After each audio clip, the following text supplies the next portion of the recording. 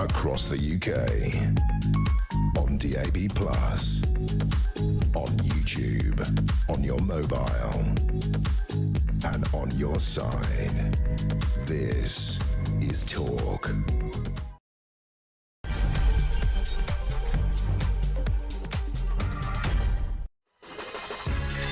A very good morning to you. Welcome along. What is it? Tuesday the 18th of November. You would Talk, of course, the home of common sense where the nation comes to talk. Thank you for making it talk. And listen, as ever, loads to discuss in the first hour. We've got the legend that is Peter Blexley going through the papers. Later on, by the way, let me just give you this straight away. Our legendary new feature called Ring Rob. Robert Jenrick, the Shadow Justice Secretary, for many, a man who is the voice of the Tory party. And many will say that if he had been elected leader, the political situation in this country will be immeasurably different. But Ring Rob, I mean, obviously, if it had been David Cameron, it would have been Dial Dave.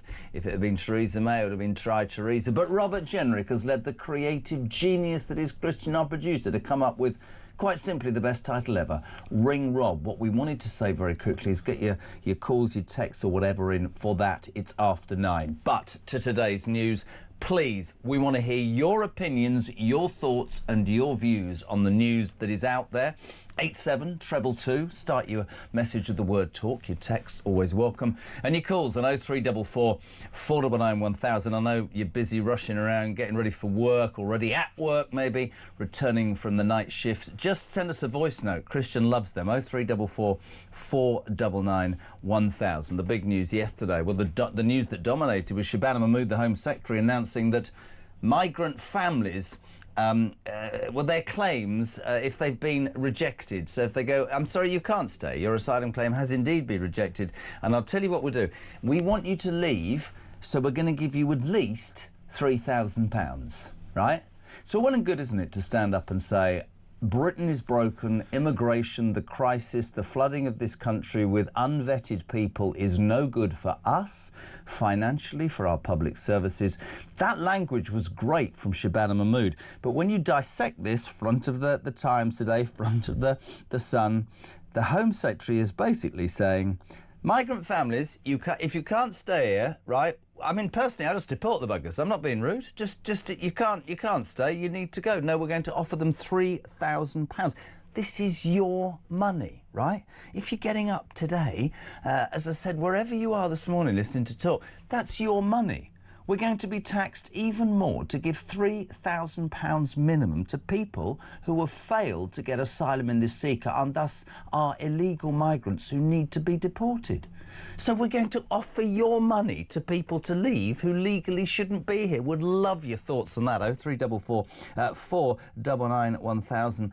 Text to 87222. It's interesting reading the papers today. She talked, Shabana Mahmood, about radical reforms, and she talked about restoring public confidence. I mean, she's already... there's a degree of respect from me to her, in that standing up and saying that as a Labour Home Secretary is incredibly brave. Can she see it through? Doubtful. You've got all those human rights lawyers, you've got all the vegetarians already jumping up and down going, we're demonising people who come to this country. No, we're not. We're saying if you shouldn't be here, we're going to get rid of you. We're saying that if you shouldn't be here, you shouldn't be taking advantage financially of us to the detriment of the indigenous population. Oh, and let's not forget, we are, though, giving them £3,000 minimum. The Sun also, a great headline today. The illegal migrants not only get a minimum of £3,000, they're also going to be given free maths tutors and better GP access than you. So there you are, there you go. So it's your tax that's going to pay for these people to finally be told, we don't want you here, but there's a sweetener. Off you go. Free maths tutors, I've no idea. Is that so that they can work out how much money they should be entitled to? And a free GP. Brilliant. All those people who live inside the M25 who say, what are you talking about, Kyle? I'm talking about Betty in Rochdale, who rings the whole time, who cannot see a doctor, who's 76 and needs a hip replacement. Utterly disgusting. 0344 499 1000. This won't shock you. Other newspaper today. Nearly half of Labour voters want Keir Starmer to step down. As we've been saying for about the past 15 months, this is a reality that will be upon us probably sooner than many in the Labour Party realise. But, as I say, the Mirror this morning says No, ignore that. He will lead into the next election. When a politician comes out and goes to a newspaper and says, I will lead, that means they know they're absolutely and utterly in trouble. But as you sample your early morning first steps, just imagine this. If he goes, we could end up with Ed Miliband. Where's that favourite story? Lots of stuff later, a couple of interesting stories. Do you know the big waste disposal? None of the bin men are collecting the rubbish in Birmingham. Hordes of it. It's been going on for months. Rats the size of cats.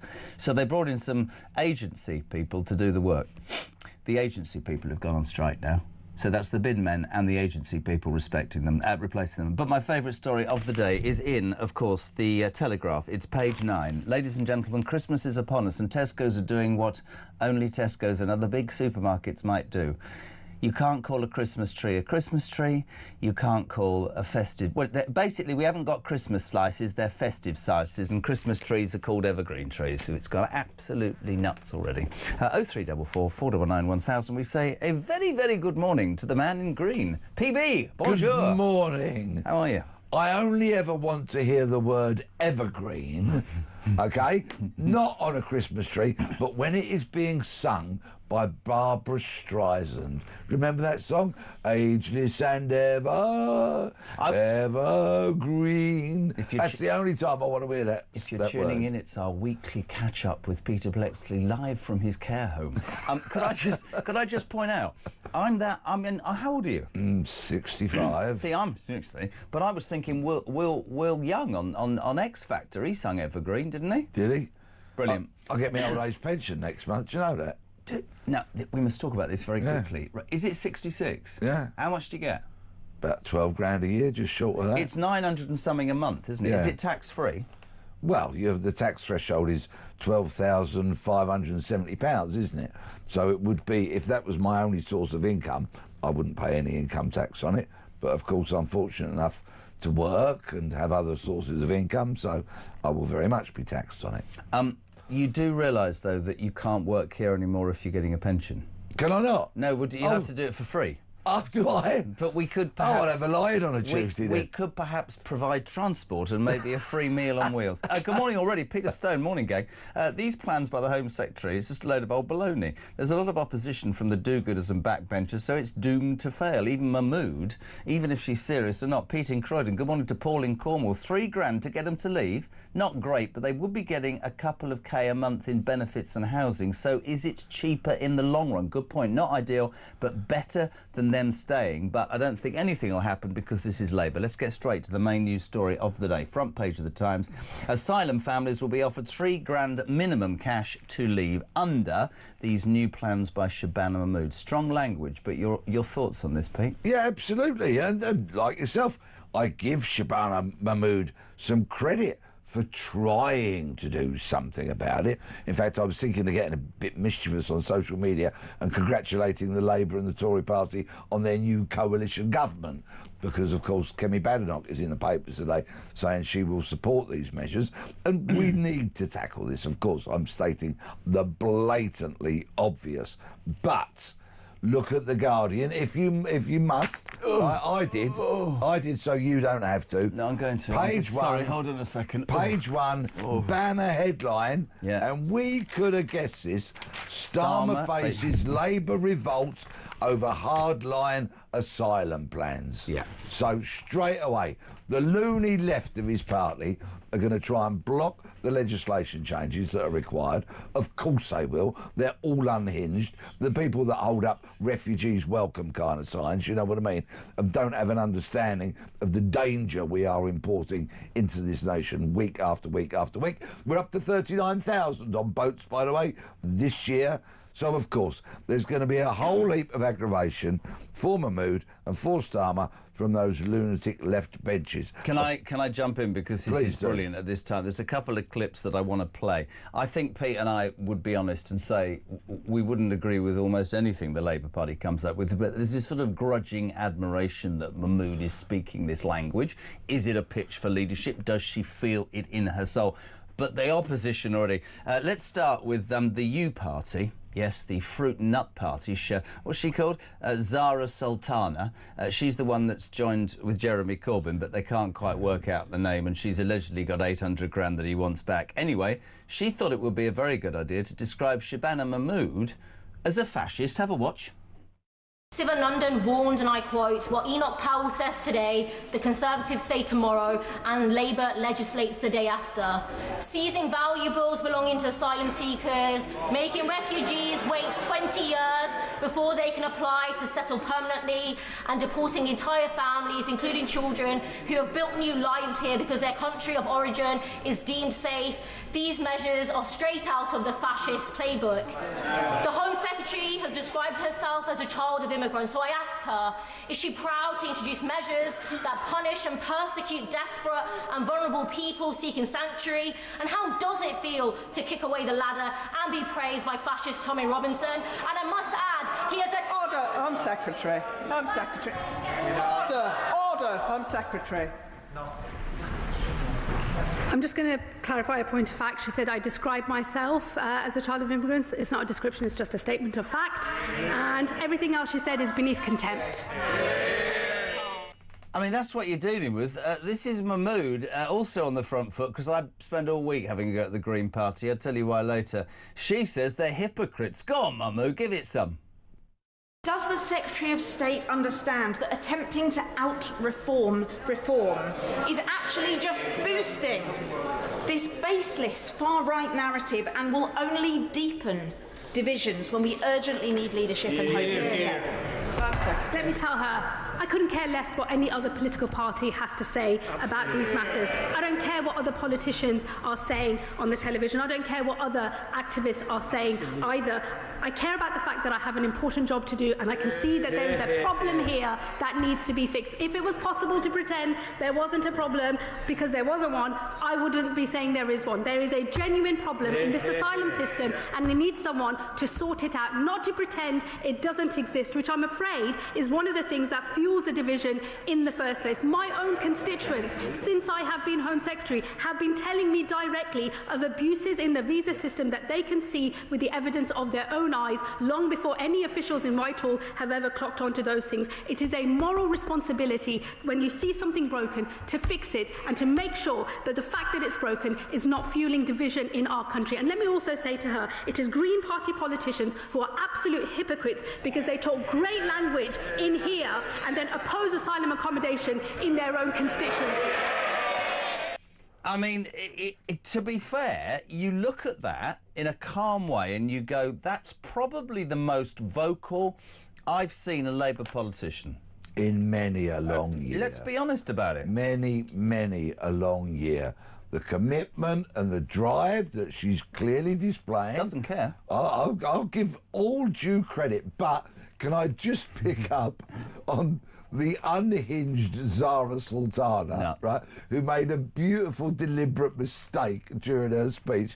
She said people who have come to the UK because their countries are deemed safe.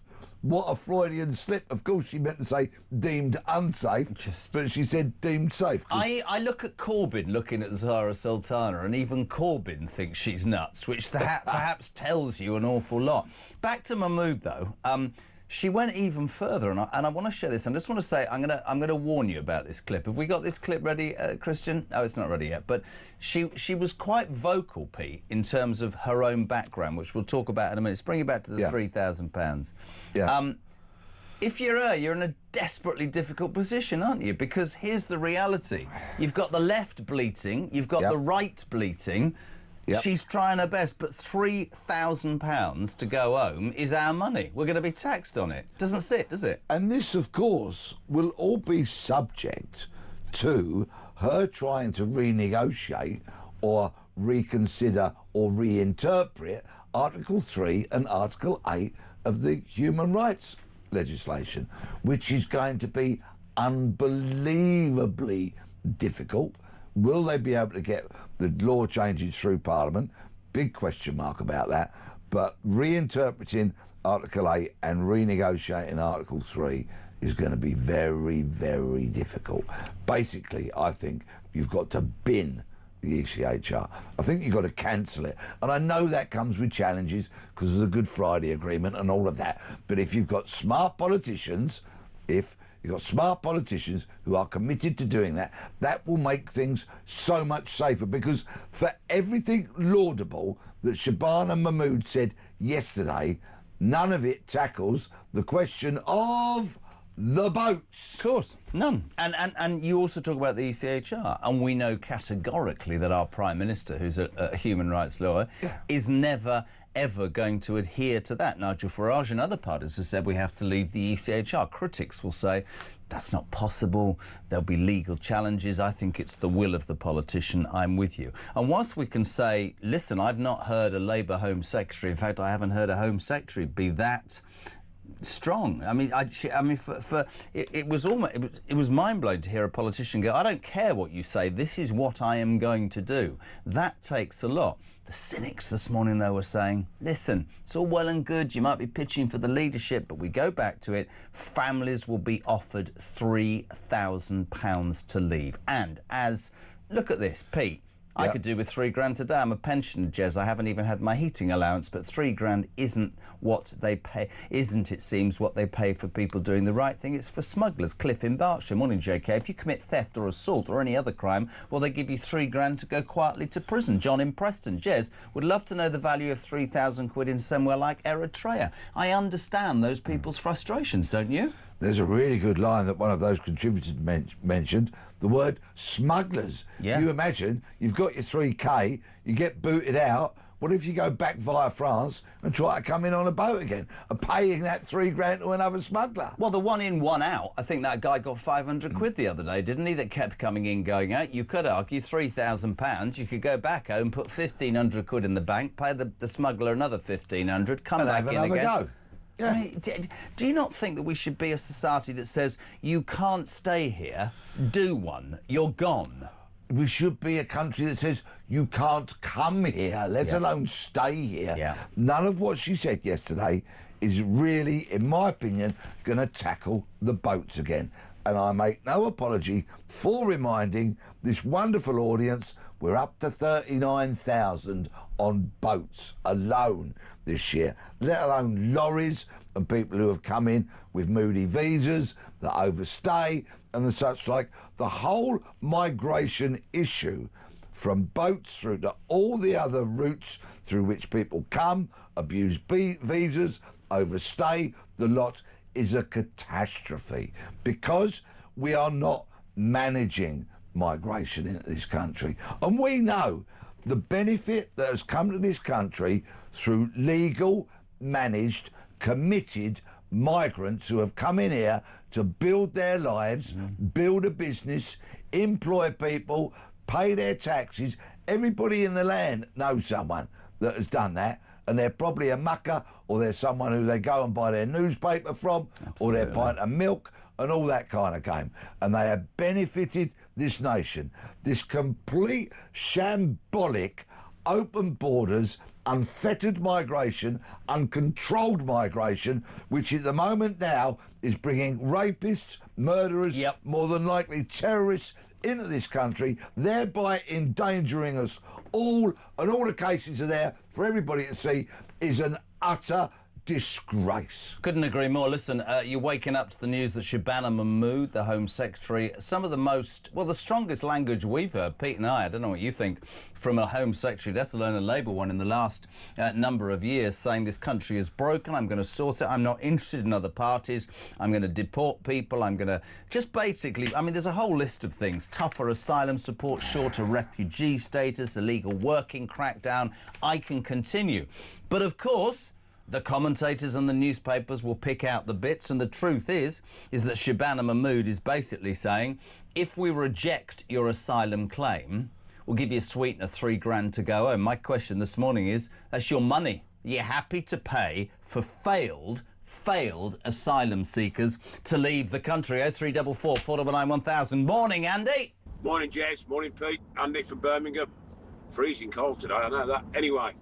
Yeah, Mahmood, I'm sorry, I can't believe that. I mean, she's put a proverbial, if she had one, on the block, but there's more holes in her speech yesterday in the block of cheese. Like you say, we've got to pay them to go and all this. Nothing about smashing the boats, really, was it? Where that's the main issue, really, isn't it? But you know, why don't we just say if you come over, you get no benefits. You get no benefits for 5 years, and you're going straight back. You're illegal, and you're going straight back. What's the matter with that? Notice Starmer weren't there neither yesterday. He's not going to put his name to this, is he? Anyway, we'll have to see what happens, mate. Set up.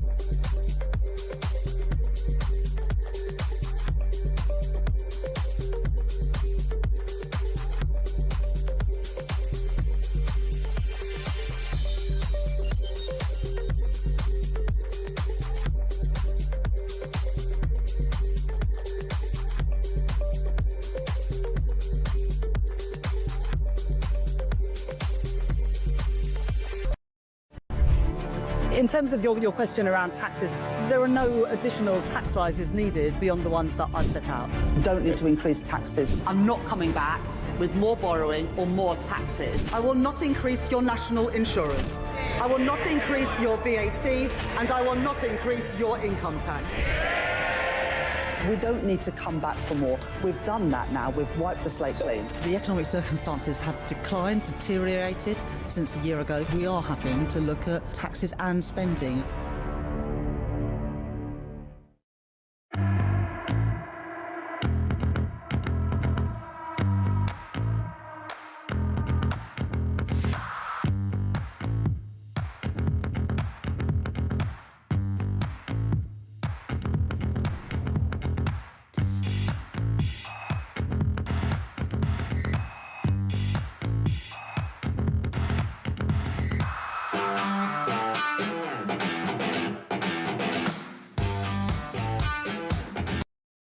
Across the UK, on DAB+,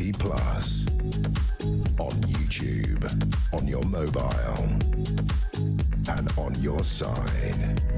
This is Talk. A very good morning. Welcome to Tuesday. JK at the controls on Talk, the home of common sense. Well, the nation comes to talk. You're waking up to that news that the Home Secretary, Shabana Mahmood, has announced a raft of changes yesterday in her attempts to drag this country away from a migration crisis. I won't bore you too much, but basically just new cap on legal routes, the appeal system, the human rights clampdown, family removers. But amongst all of that, and the rhetoric was fantastic, there is this glaring error. Error is probably the wrong way, but we are basically going to say to people who have failed, can I just underline that? Failed, Peter Blexley, to get asylum, we'll give you £3,000. And that's got you going, because the question is, it's your money. You're going to be taxed on the 26th of November ever more by this government who can't add up and multiply and balance a book. It's all well and good, those words of Shabana Mahmood. What's the reality? Steve says, Jez, families, £3,000 each, so a couple with 3 kids. Would that be 15 grand, or is it just capped at 3,000? No idea. Richard says it's all panic, isn't it, from Mahmood, hoping to cling on. It will come to nothing. We ain't falling for it. Absolute joke and lies. I just don't believe that this is any more than gaslighting. Jamie from Ascot, a very good morning. I'm English born and bred, and it would be nice if that 3 grand applies to the British population, as it would be nice to emigrate out of this crap country. And of course, that's interesting, isn't it? With some of that 3 grand, you could go to Tesco's and buy an evergreen tree. This is the other breaking news story, the one that Pete and I love more than anything. Tesco's have gone completely woke, ladies and gentlemen. You can't call a Christmas tree, it's a ageless and evergreen. That's my dreadful Barbara Streisand impersonation. I think you've got her nose. And also, while we're on it, you can't call... What's the... Like a Christmas slice? A finger. An iced finger. Don't start. You can't call it... You know what I mean? That's a Christmas slice, it's like a bit of fruitcake with icing on. That's a festive slice. They won't even call them Christmas slices, Tesco. It's got to be festive. So presumably it's all religious. But can we get back... we don't offend people. Absolutely. Can we get back... Talking about offence, let's get back to Shabana Mahmood. We sort of been quite straight and said she's been quite vocal. There was one moment yesterday where she literally... was very... somebody basically said, you've no idea what you're talking about. And I want to give you an explicit warning right now. If you have kids in the car or you're at home or are easily offended, she referred in quite direct language to the racist abuse she's received. She actually swore in the House of Commons. It's important that I say that. We'll play it for you now. I'm going to apologise. Don't tell me you've been offended, but this is what the new Home Secretary said in the House of Commons yesterday. Have a watch.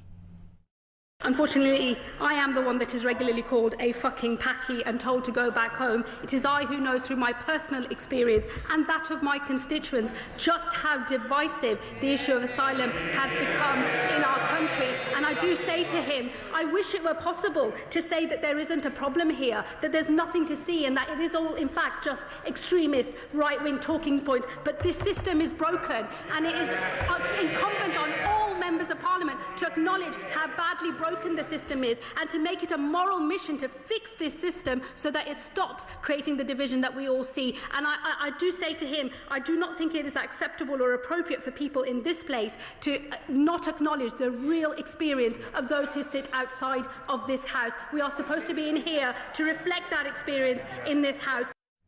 Yet again, I'll apologise for the language that Shabana Mahmood used. She was referring, Peter Blexley, to the racist abuse. I mean, just in the first half an hour of this programme, long time since I saw a politician, don't agree with the policies, long time since I've seen a politician being that candid, that open, that honest and spoke from the heart, something a leader wouldn't even begin to understand. And credit where credit's due. What I would ask the Home Secretary is, bearing in mind that she has constant close protection officers from the Metropolitan Police right now, if she is ever subjected to that vile racist abuse, I want the evidence gathered and I want to see people prosecuted. Absolutely. So, Home Secretary, if that's happening, and she said it happens on a regular basis, get the evidence, get those people nicked and get them prosecuted.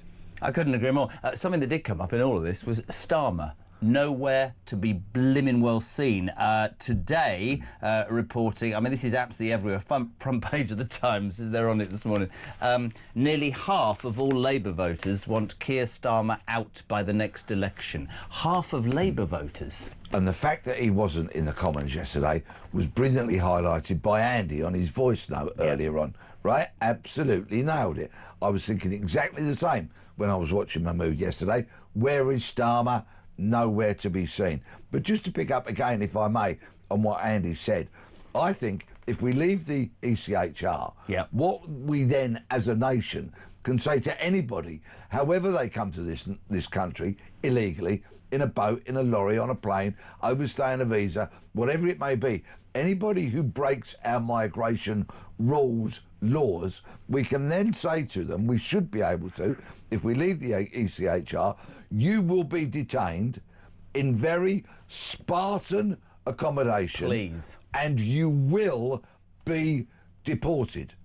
End of story. The thing for me has always been, ever since we started doing this, and you just used a word, Spartan, right?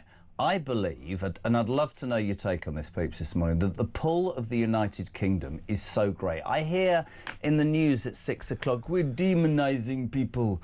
The fact of the matter is, we're as soft as whatever, right? We offer far more than anybody else. Yes. We don't police people. We allow unvetted men, not women and children, because they're left behind in the bomb-ravaged areas on those French beaches where it's cascading with bombs. No, we allow young men of fighting age to come into this country unvetted.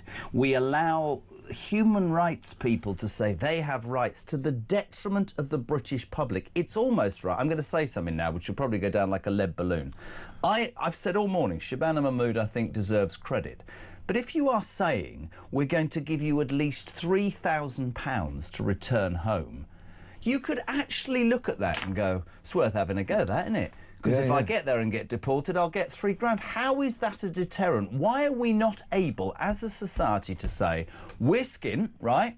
We unfortunately, well not unfortunately, are not prepared to allow this to happen. We're not going to soften it. You won't be allowed to set foot. You will be processed, I would think, on a big liner in the middle of the ocean. I've said this before, a massive great liner with a crack team of people who've been trained within an inch of their lives, and you will be put in a detention centre that is not a bleeding holiday camp, but as you quite rightly say, Pete, sends a really strong message, which they'll send home, which is, I wouldn't do that again because it's not very nice. But it's mobile phones. What am I reading this morning in The Sun? Maths tutors, quite why that is. What's that to add up how much money we give them? Free access to GPs. Everything that Brits listening to this don't ever get. Not at all. That's what's wrong with it. It's fundamentally morally wrong. I wonder how far £3,000 could be stretched in Sudan or Namibia or the Democratic Republic of Congo. I wonder. Another interesting thing, but you see, this just gives you a bit of an insight into Blair and his tentacles that he started sowing in 1997, none of which have been stripped out of this country, which is why all of our public services are captured, our courts, you go on, the NHS, the police, it goes on and on and on and on and on. Shabana Mahmood yesterday said she is going to revoke a 2005 law, very much a Tony Blair law, which actually imposed a duty on this country, a duty in law to house and fund asylum seekers. You see, law. That's how long this nonsense goes back. 20 years, courtesy of Blair, a duty on the nation to house them and fund them. But isn't what the government nonsense? But quite right? And isn't the government's primary role or duty to look after its own people? So if you are carrying out whatever you call it, policies or thoughts, to the detriment of the indigenous population, how do you expect to win the argument? Anna, good morning. Morning, Jez. Anna, sorry. Everything Mahmood said yesterday was pointless. If you're going to pay people £3,000, all the smugglers will do is offer them a boat ride for £2,000. There's the cost of facilitating them also being allowed to stay here for 20 years before they decide whether you can stay here or not. Really? 20 years. So basically you've done nothing. You've done nothing. You've offered an amnesty and you've even incentivised the smugglers. Absolutely ridiculous. Can I just ask you, thank you, Anna, cat or child? What did you think? Child. Christian? Cat. Cat. Honestly, that's a cat. Well, there you go. When was the last time? That's a cat. My child's going. Now you know why I don't work as a childminder. Yeah, great. Vic's just texted me, actually, the wife. She's listening with the children. Brilliant. Yeah, so I wonder, Iris doesn't make noises like or Oliver. That was a cat, man. What's wrong with you? There you go. Maybe I need want a you as hearing a granddad. Morning, Mark. Morning, gang. I do like what I'm hearing from Shabana, but that's because it feels like the future with reform at the box. I'm not a Labour supporter at all, says Mark in Croydon. Bring on Farage. Morning to Paul Williamson. Morning, guys. The Refugees Welcome Here Brigade would soon disappear. This is interesting. If legislation was passed that all pro-immigration people were duty-bound to house migrants in their own homes, something for reform to ponder, perhaps, when they get elected. Paul's in Hitchin. That's the same people who go, you know, did you hear the story this week about the Green politician? The Rachel Millward? Which lunatic are we talking about now? There was a terrible sort of protest at Crowborough in East Sussex the weekend because they were going to put 600 male asylum seekers in an army barracks, and the local community went, no, this is fundamentally wrong. And in the constituency is the deputy leader of the Green Party, Rachel Millward, and their banner is all refugees welcome, and yet the newspapers uncovered a letter she'd signed in conjunction with the council going, not here, it's not safe for asylum seekers to come to leafy Sussex. I think the wonderful people of Crowborough would be a bit more open to having 600 asylum seekers housed in that former barracks if it was surrounded by mile upon mile of razor wire, and the borders of it were patrolled by snarling Alsatians, and we had security staff armed if need be on watchtowers keeping them in there until they got booted out. From Crowborough to Gatwick isn't that far. get them on planes, get them out. Leave the ECHR. This has really got you lot. The Home Secretary announcing that migrant families who have failed asylum will be given up to a minimum of £3,000 to stay, or to leave actually. And I've been asking this morning, are you happy to pay with increased tax for a system that patently doesn't work? Would I be paying £3,000 to help failed asylum seekers leave? Yeah, I would. It's not ideal, but it'll cost less in the long run. But they have to be paid once they're out the country, not before. That's a view. Valerie, I don't think you'll like Valerie. Ready for this, Pete? Go on. Hi, Jeremy and guest. That's fine. Honestly, it's called Peter.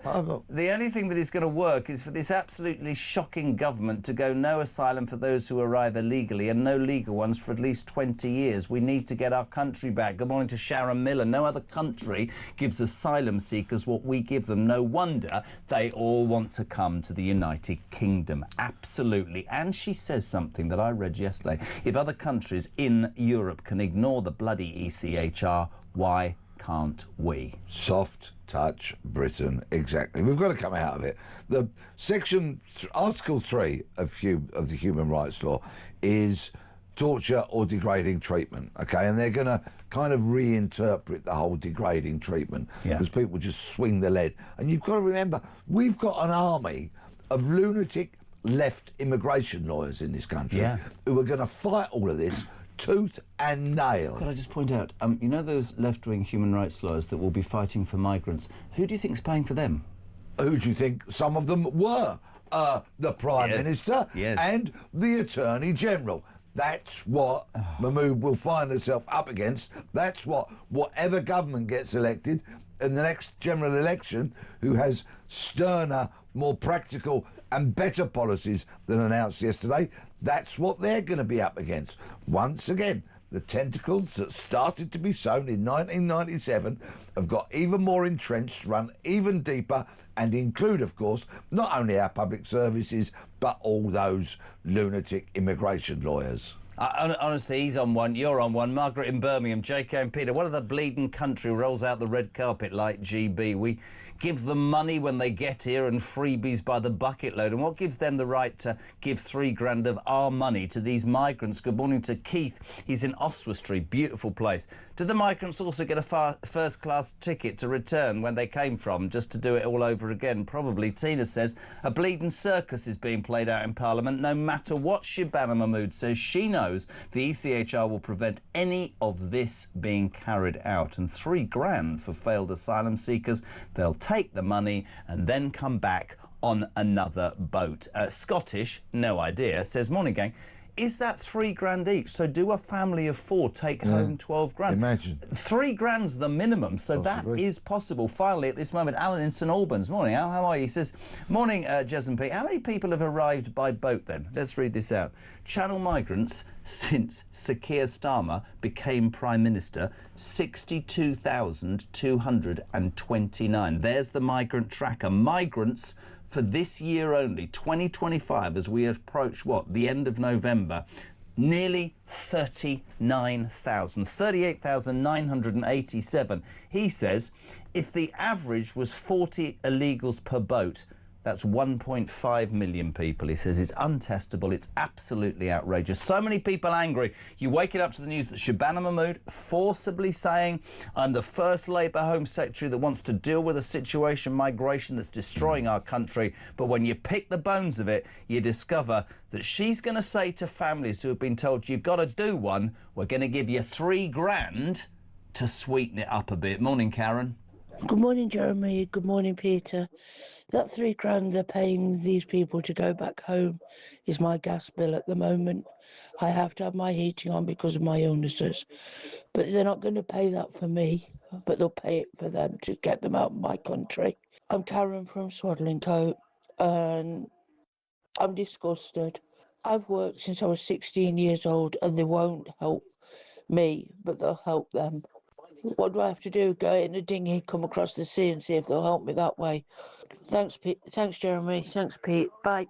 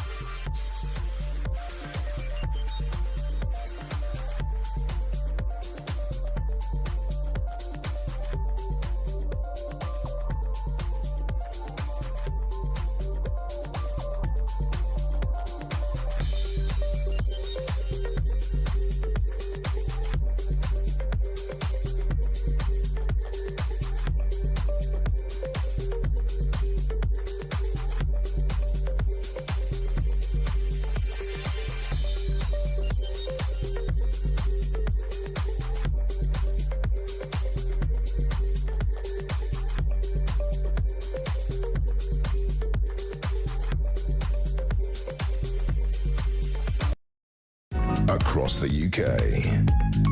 On DAB+, on YouTube, on your mobile, and on your side. This is Talk. Welcome back.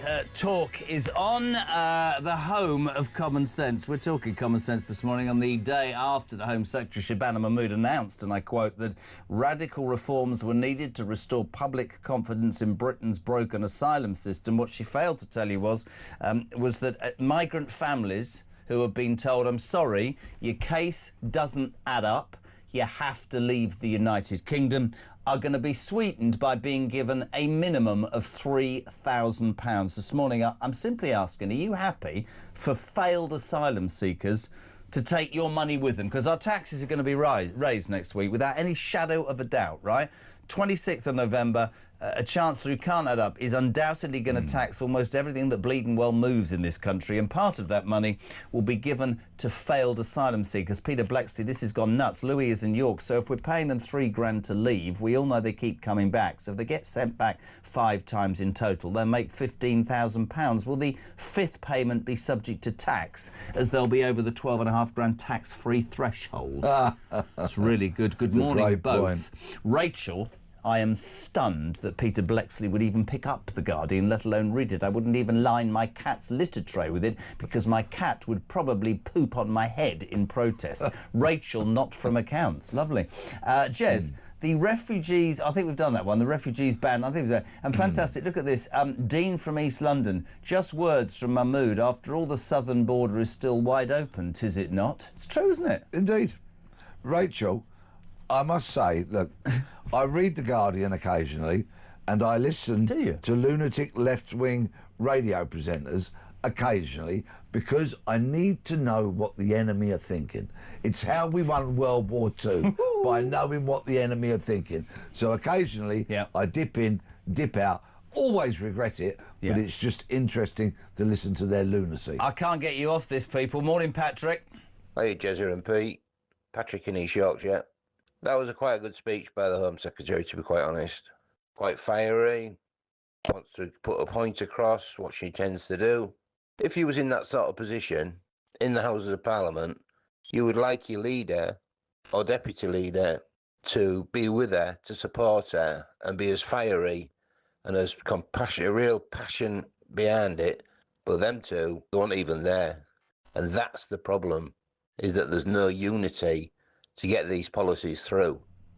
Absolutely no unity, because Keir Starmer, who, by the way, I go back to it because this is just a great morning, on the front of the Times, nearly half of all Labour voters want Starmer out by the next election. Nowhere to be seen. He really is becoming... it's really... I was going to ask you about this. It's almost extraordinary to me that a man who, you know, arrived in Downing Street with the biggest post-war majority literally 16 months ago is now holed up in Downing Street, surrounded by all parts of his party who seem to be disagreeing with anything. And the moral core that he doesn't have has left him vulnerable to almost anybody. They tried to do the welfare budget bill, didn't they? And his own MPs said no. The two-child cap benefit, his MPs said no. And his MPs, much as I admire her words, will absolutely say no to what Mahmood talked about yesterday. And where was he yesterday? Where was he? I'll tell you where he was. Oh. Pick up the Daily Mirror. Oh, look at the front page. Oh, I'm going to. Hold on. This is a bit like... He was giving an interview to the Daily Mirror, right? That left-wing sop excuse of a newspaper. He said... saying, I will be Prime Minister at the next general election. He actually said, I want to help people get on in life. God, honestly, if I hear breakfast clubs anymore, we've created breakfast clubs. I'd like the Prime Minister to know that Mark, who sat here for years pushing the button, said, what about bloody adult breakfast clubs? Because there's nowhere to get breakfast here at 6 o'clock in the morning. Oh, prescriptions, we've frozen prescriptions, we've got breakfast clubs. I remain focused on what matters, which is bearing down on the cost of living. Let's just talk about that, bearing down on the cost of living. Electricity, you were bringing down. It's 3 times the cost. Food inflation is 3 times the cost. You were going to not increase council tax. Oh, that's gone up as well. And you weren't going to increase tax. And we all know, next week in the budget, tax will be increased. I've been counting. You've used the word tax 5 times this morning on this show, once preceded by the word council. Yes. So, on tax, I'm going to make a little mention of it because it's been reported in one of the papers today that as part of what undoubtedly will be an appalling budget in 8 days' time, next Wednesday, Rachel Reeves, it's suspected, is going to freeze the tax thresholds. Yes. Okay, so the limits at which people pay particular levels of tax until 2030. Right. So imagine if she freezes that. With people getting wage increases, many people are going to go into the next tax band and therefore will have to pay more tax. Most notably, I suspect, at the moment, the 20% tax rate is on earnings up to £50,270. So imagine if somebody today is earning around 50 grand, a rounded 50 grand. They will pay their tax on their income at 20%. Until such time as they get pay increases, of course, in the next 5 years, quite possibly, hopefully. And if that threshold is maintained, they will, of course, surpass that with wage increases. And then when they get to £50,271, they'll go into the 40% tax bracket. Slightly low. So it actually is a tax increase. Freezing the threshold. And why get a pay rise? Tax increase. Well, exactly. Because at the end of the day, they're going to screw us. Say good morning to Robert Morris. Good morning, Robert Morris. He says, Pete, Jez, my wife is Scottish. If I send her back, can I get 3 grand? Which I love. Paul Henley, Jez, Peter Starmer is hiding in Berlin. Why is he in Berlin? He's scheduled to attend a dinner with EU leaders, even the German Chancellor Merz and that horrible, that French little man, what's he called? Macron. Chris Maitland, good morning. Check out right, this is a story that is, to me, the most frightening and yet funny story of the morning. In the Telegraph, on page 9, Tesco's appears to have renamed its Christmas trees as evergreen trees, and it's sort of what I call fruit Christmas slices as festive slices, because they don't want to use the word Christmas because it might upset other religions. Chris says, check out the Tesco top iced fruit cake. To all sane people, it's a Christmas cake. Well done. I'm never going near your bloody store again, says Chris in West Sussex. There you go. Voting with your feet. Why not? Do you think it's right that we should rename Christmas trees evergreen trees? Ageless and ever. Shut up. Good morning. Be quiet. Chris, hello. Morning, Jezza. Morning, Peter. Chris from Epsom. Well, that's me not shopping at Tesco's. Have a great day.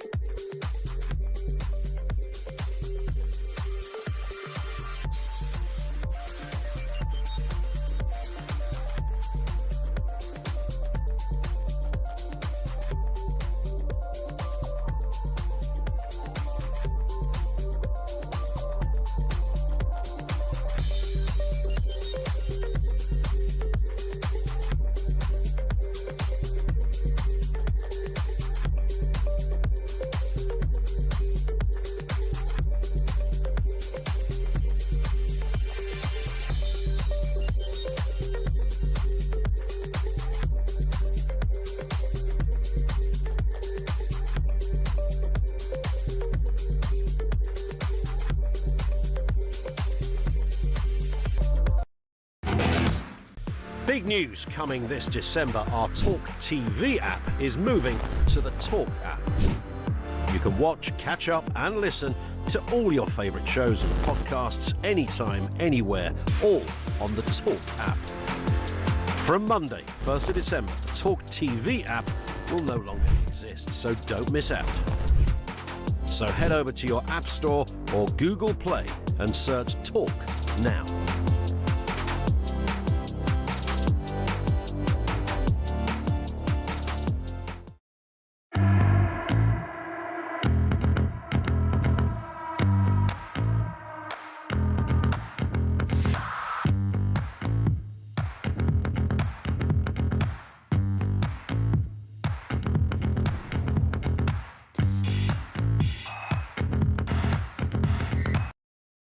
across the UK. On DAB+, on YouTube, on your mobile, and on your side. This is Talk. Oh, God, it can't be, can it? Thank you. Welcome back. Silly Christmas, but you can't call a Christmas tree at Tesco's a Christmas tree. It's an evergreen. Earlier, ladies and gentlemen, I played this voice note from Anna in Surrey. Go. If you're going to pay people £3,000, all the smugglers will do is offer them a boat ride for £2,000. There's the cost of facilitating them also being allowed to stay there. I said cat or baby. What did you say? Baby. Hi, Jez. This is Anna in Surrey. That's Iris, my blind cat. I brought her back from my holidays in Cyprus. What the hell's wrong with Peter Blexley? Has he ever seen a child? She's mewing for her breakfast. I was distracted bringing myself up to speed with all the other stories so I could Are you a grandfather? No, I'm not. Can I just respectfully suggest to the Blexley clan, when you do have your own families, do not leave your children with Grandad Blexley.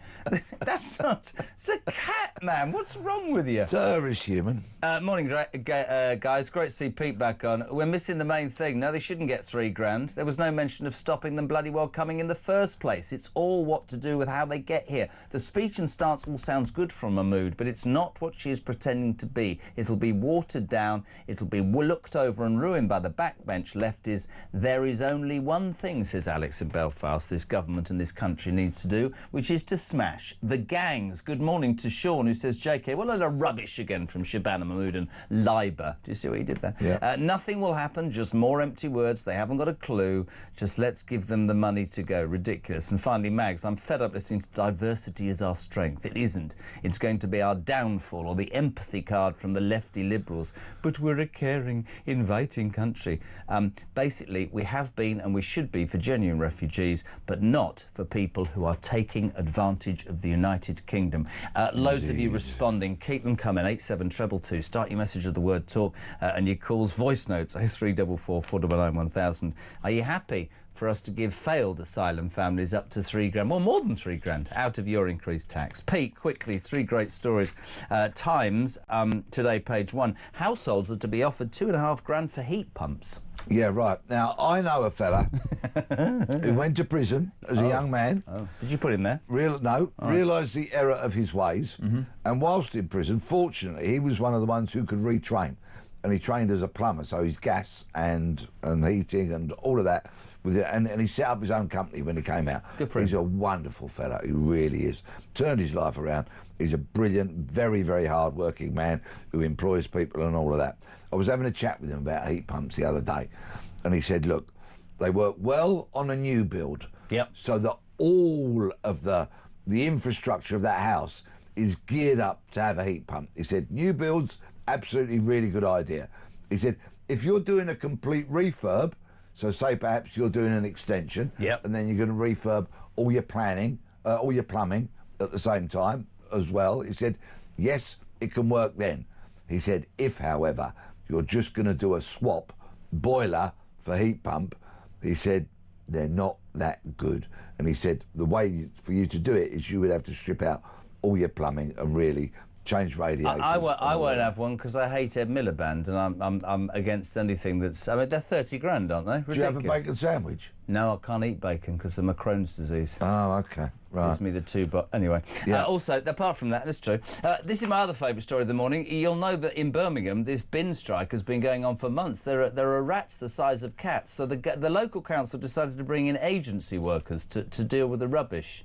The agency workers have now gone on strike. That's the Times today. They're from an agency called Job and Talent or something, and they've joined the strikers. They're going to be on the picket line as well. Birmingham can't get its act together. Why is that? What is wrong with Birmingham? Well, I wonder who runs it. Who does run it? Well, so they're just incompetent, aren't they?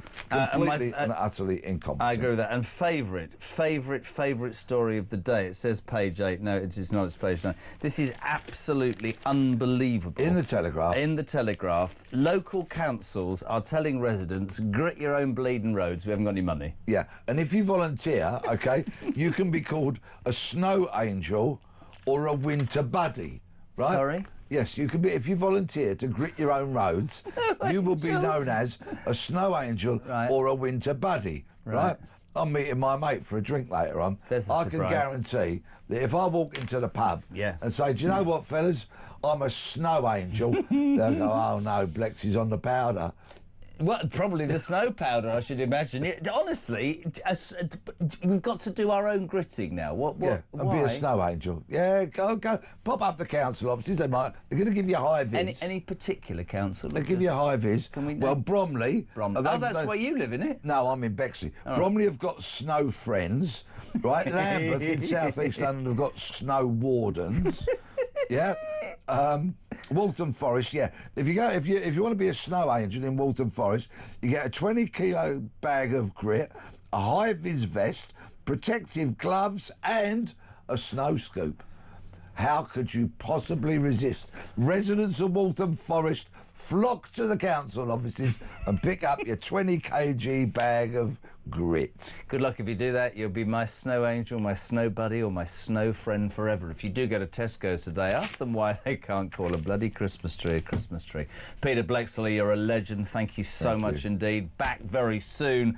This is Talk, the home of common sense, and the day you're waking up to be told that the Home Secretary, Shabana Mahmood, strong words, Peter will agree, speaking the language about dealing with the immigration crisis, but not about how we're going to stop the boats, how we're going to get people out. And the worst part of this is that people who have already been told they can't stay, families, you've got to go, we're going to give them £3,000 as a sweetener, perhaps more than that £3,000. The question this morning is, are you happy to pay for failed asylum seekers with your money that you undoubtedly are going to have to pay more tax on next week in the budget? It's a nightmare. It's almost 7 o'clock. Keep those texts coming. 87222. Start your message with the word talk. We'll start next hour with Simon Danshuk, but the news at 7 is next on Talk.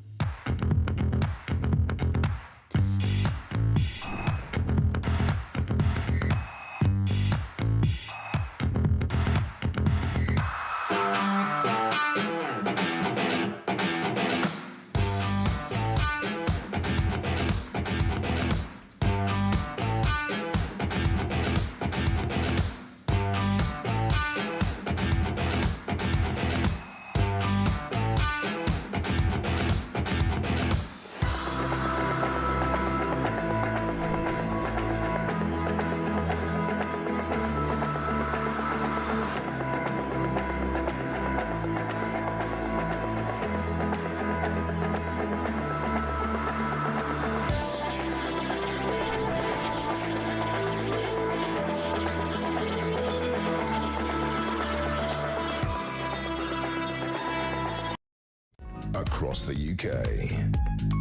On DAB+, on YouTube, on your mobile, and on your side. This is Talk.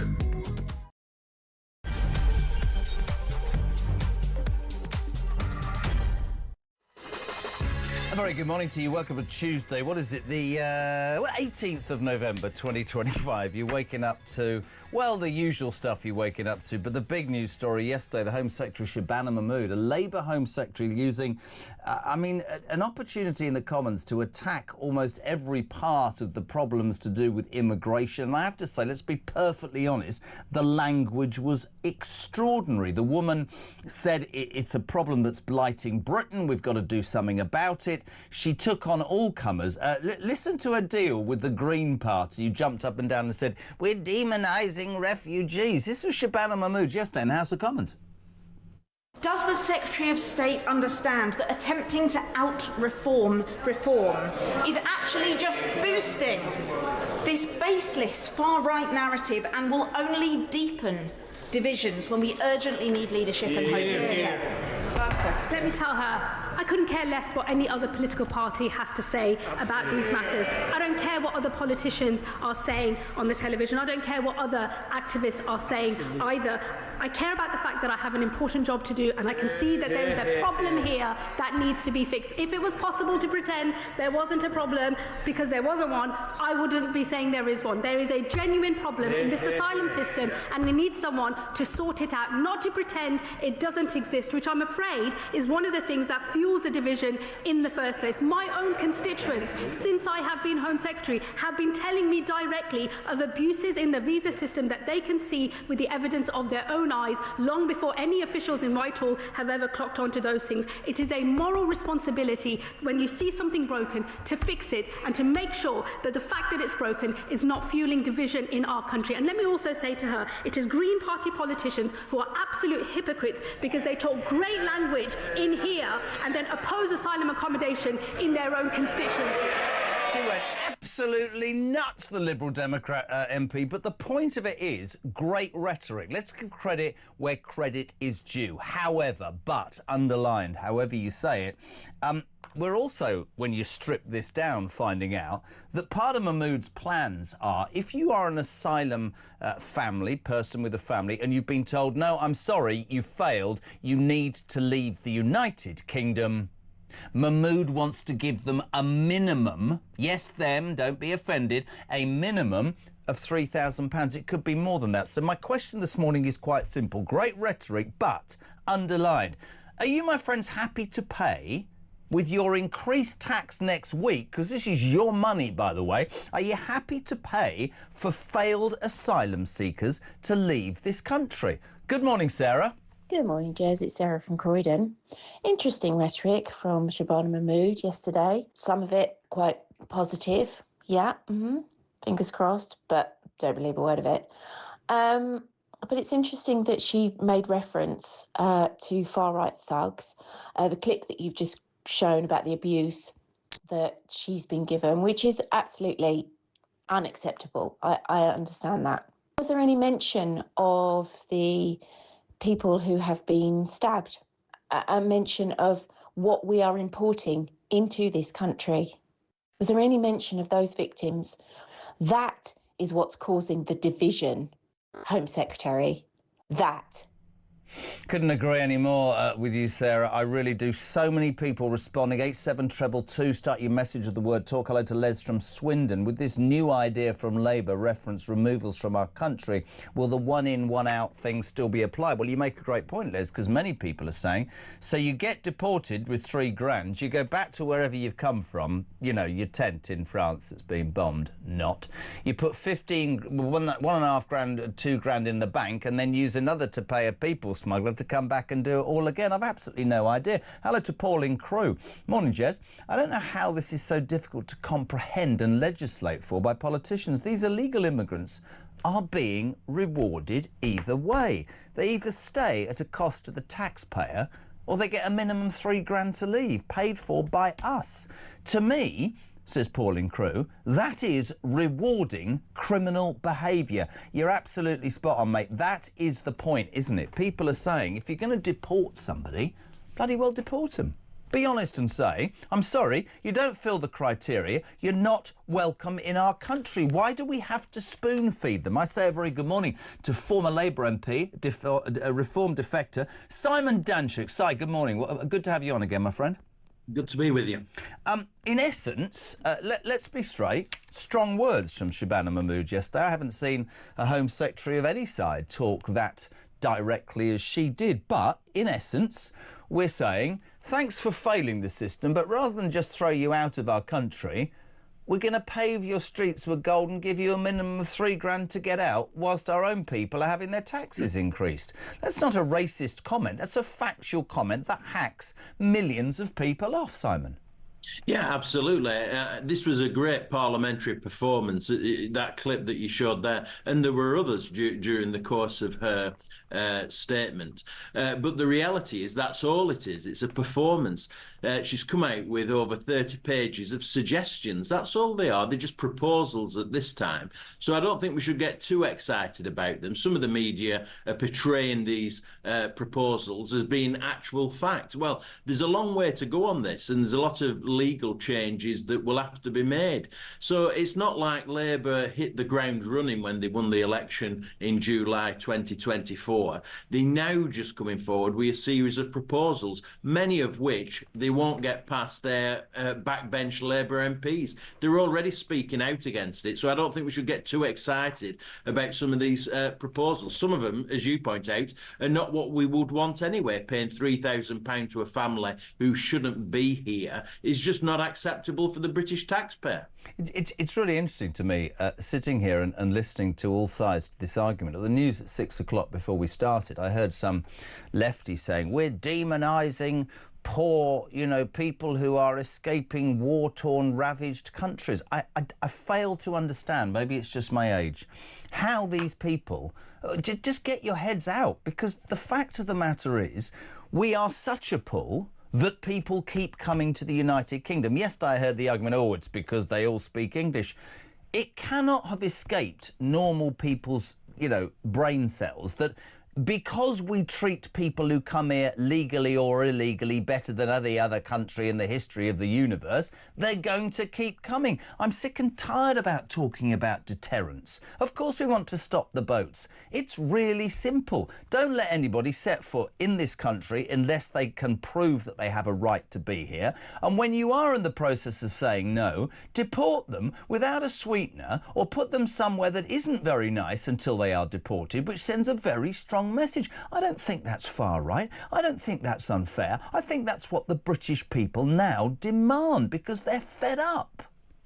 Exactly. Illegal immigrants come here because Britain is a soft touch, and they see that. We treat illegal immigrants better than we treat legal immigrants. My wife is from Rwanda. She doesn't get treated anywhere near as well as what illegal immigrants get treated. We treat illegal immigrants better than we treat army, military veterans. We treat illegal immigrants better than we treat our own British people. That's the reality of it, and that's why they come here. And these proposals don't go anywhere near far enough in terms of addressing the concerns that the British people have. We have to shift towards deportations. We have to stop the boats. It doesn't talk about stopping the boats. Labour have seen 48,000 people coming into the country illegally, more than it's ever been under any previous government. So it doesn't go anywhere near far enough. It doesn't propose coming out to the European Convention on Human Rights, which is clearly what we now need to do. So in my book, I don't think she's doing anywhere near enough. Loads of people getting involved. Good morning, Phil. Hi, Jezza. Phil in Nottingham here. Just a quick thought about this £3,000 for asylum seekers. Wasn't it not that long ago that they were saying asylum seekers could get over to this country if they paid the gangs £1,500? So if we're paying them £3,000 to leave, then surely they go home, clear their debt of their first trip of £1,500, and then pay for a second trip with the other £1,500, come straight back again. Because at the moment, asylum seekers are having to work on the black market to clear their debts. Well, we're paying to clear their previous debt and giving them enough money to come straight back again. I mean, that's the point, Simon. It's absolutely barking mad. How have we got to a point where, as a country, we're not able to say, I'm very sorry, these are the rules for you to live in our country, and you have failed them, so you are not welcome in our country. I lived in America. I mean, this is ludicrous. We let people in to have more than we give to our own people, but even now, when we say, thanks very much, but I'm sorry, you don't fulfil the criteria, you need to go. Oh, here's £3,000. It's unbelievable. It's absolutely incredible. You asked the question, how do we get here? We had a Conservative government that were just too soft on this issue, scared of addressing this issue. Yep. And then the public decided to put Labour in power, not because they wanted a Labour government, but because many people stayed at home, and we ended up with a Labour government. And then you mentioned the USA. That's exactly the blueprint we now need. We need somebody like Donald Trump who's going to take the sort of action that he's been taking in the US, removing illegal immigrants immediately. That's the sort of thing we should be doing, and we're not seeing any of that from Labour for sure. All I hear about from Labour is, you know, the one side of the party talks about how this is essentially wrong, it's upsetting, it's demonising poor people, and then you have this, you know, these human rights laws. I want to ask you about these human rights laws. I mean, I have them on here occasionally. They're funded by the British taxpayer to find any loophole within a law that was set up 70 years ago that even Churchill, before people throw that at me, would have thought was barking mad today. They utilise any part of a law that's out of date to give people a chance to do anything against what the will of the British people is. How is that allowed? If I was in power, the first thing I would do with this problem is I would curb 1,000,000%, right, the role of human rights laws being funded by British taxpayers to cost the British taxpayer even more. Then I'd start on the judges, and then I create that massive boat in the Channel. You wouldn't set foot. I'd train a crack team of border officials within 2 months. That's the answer, and now you're going to a detention camp, and it's not going to be a holiday camp. It's going to teach you and other people you will undoubtedly text, oh, you might not because I'm not giving you a phone, that the United Kingdom is not a soft touch anymore. How is that difficult, Simon? You're exactly right. Immigration lawyers in Britain are an industry in themselves. Yeah.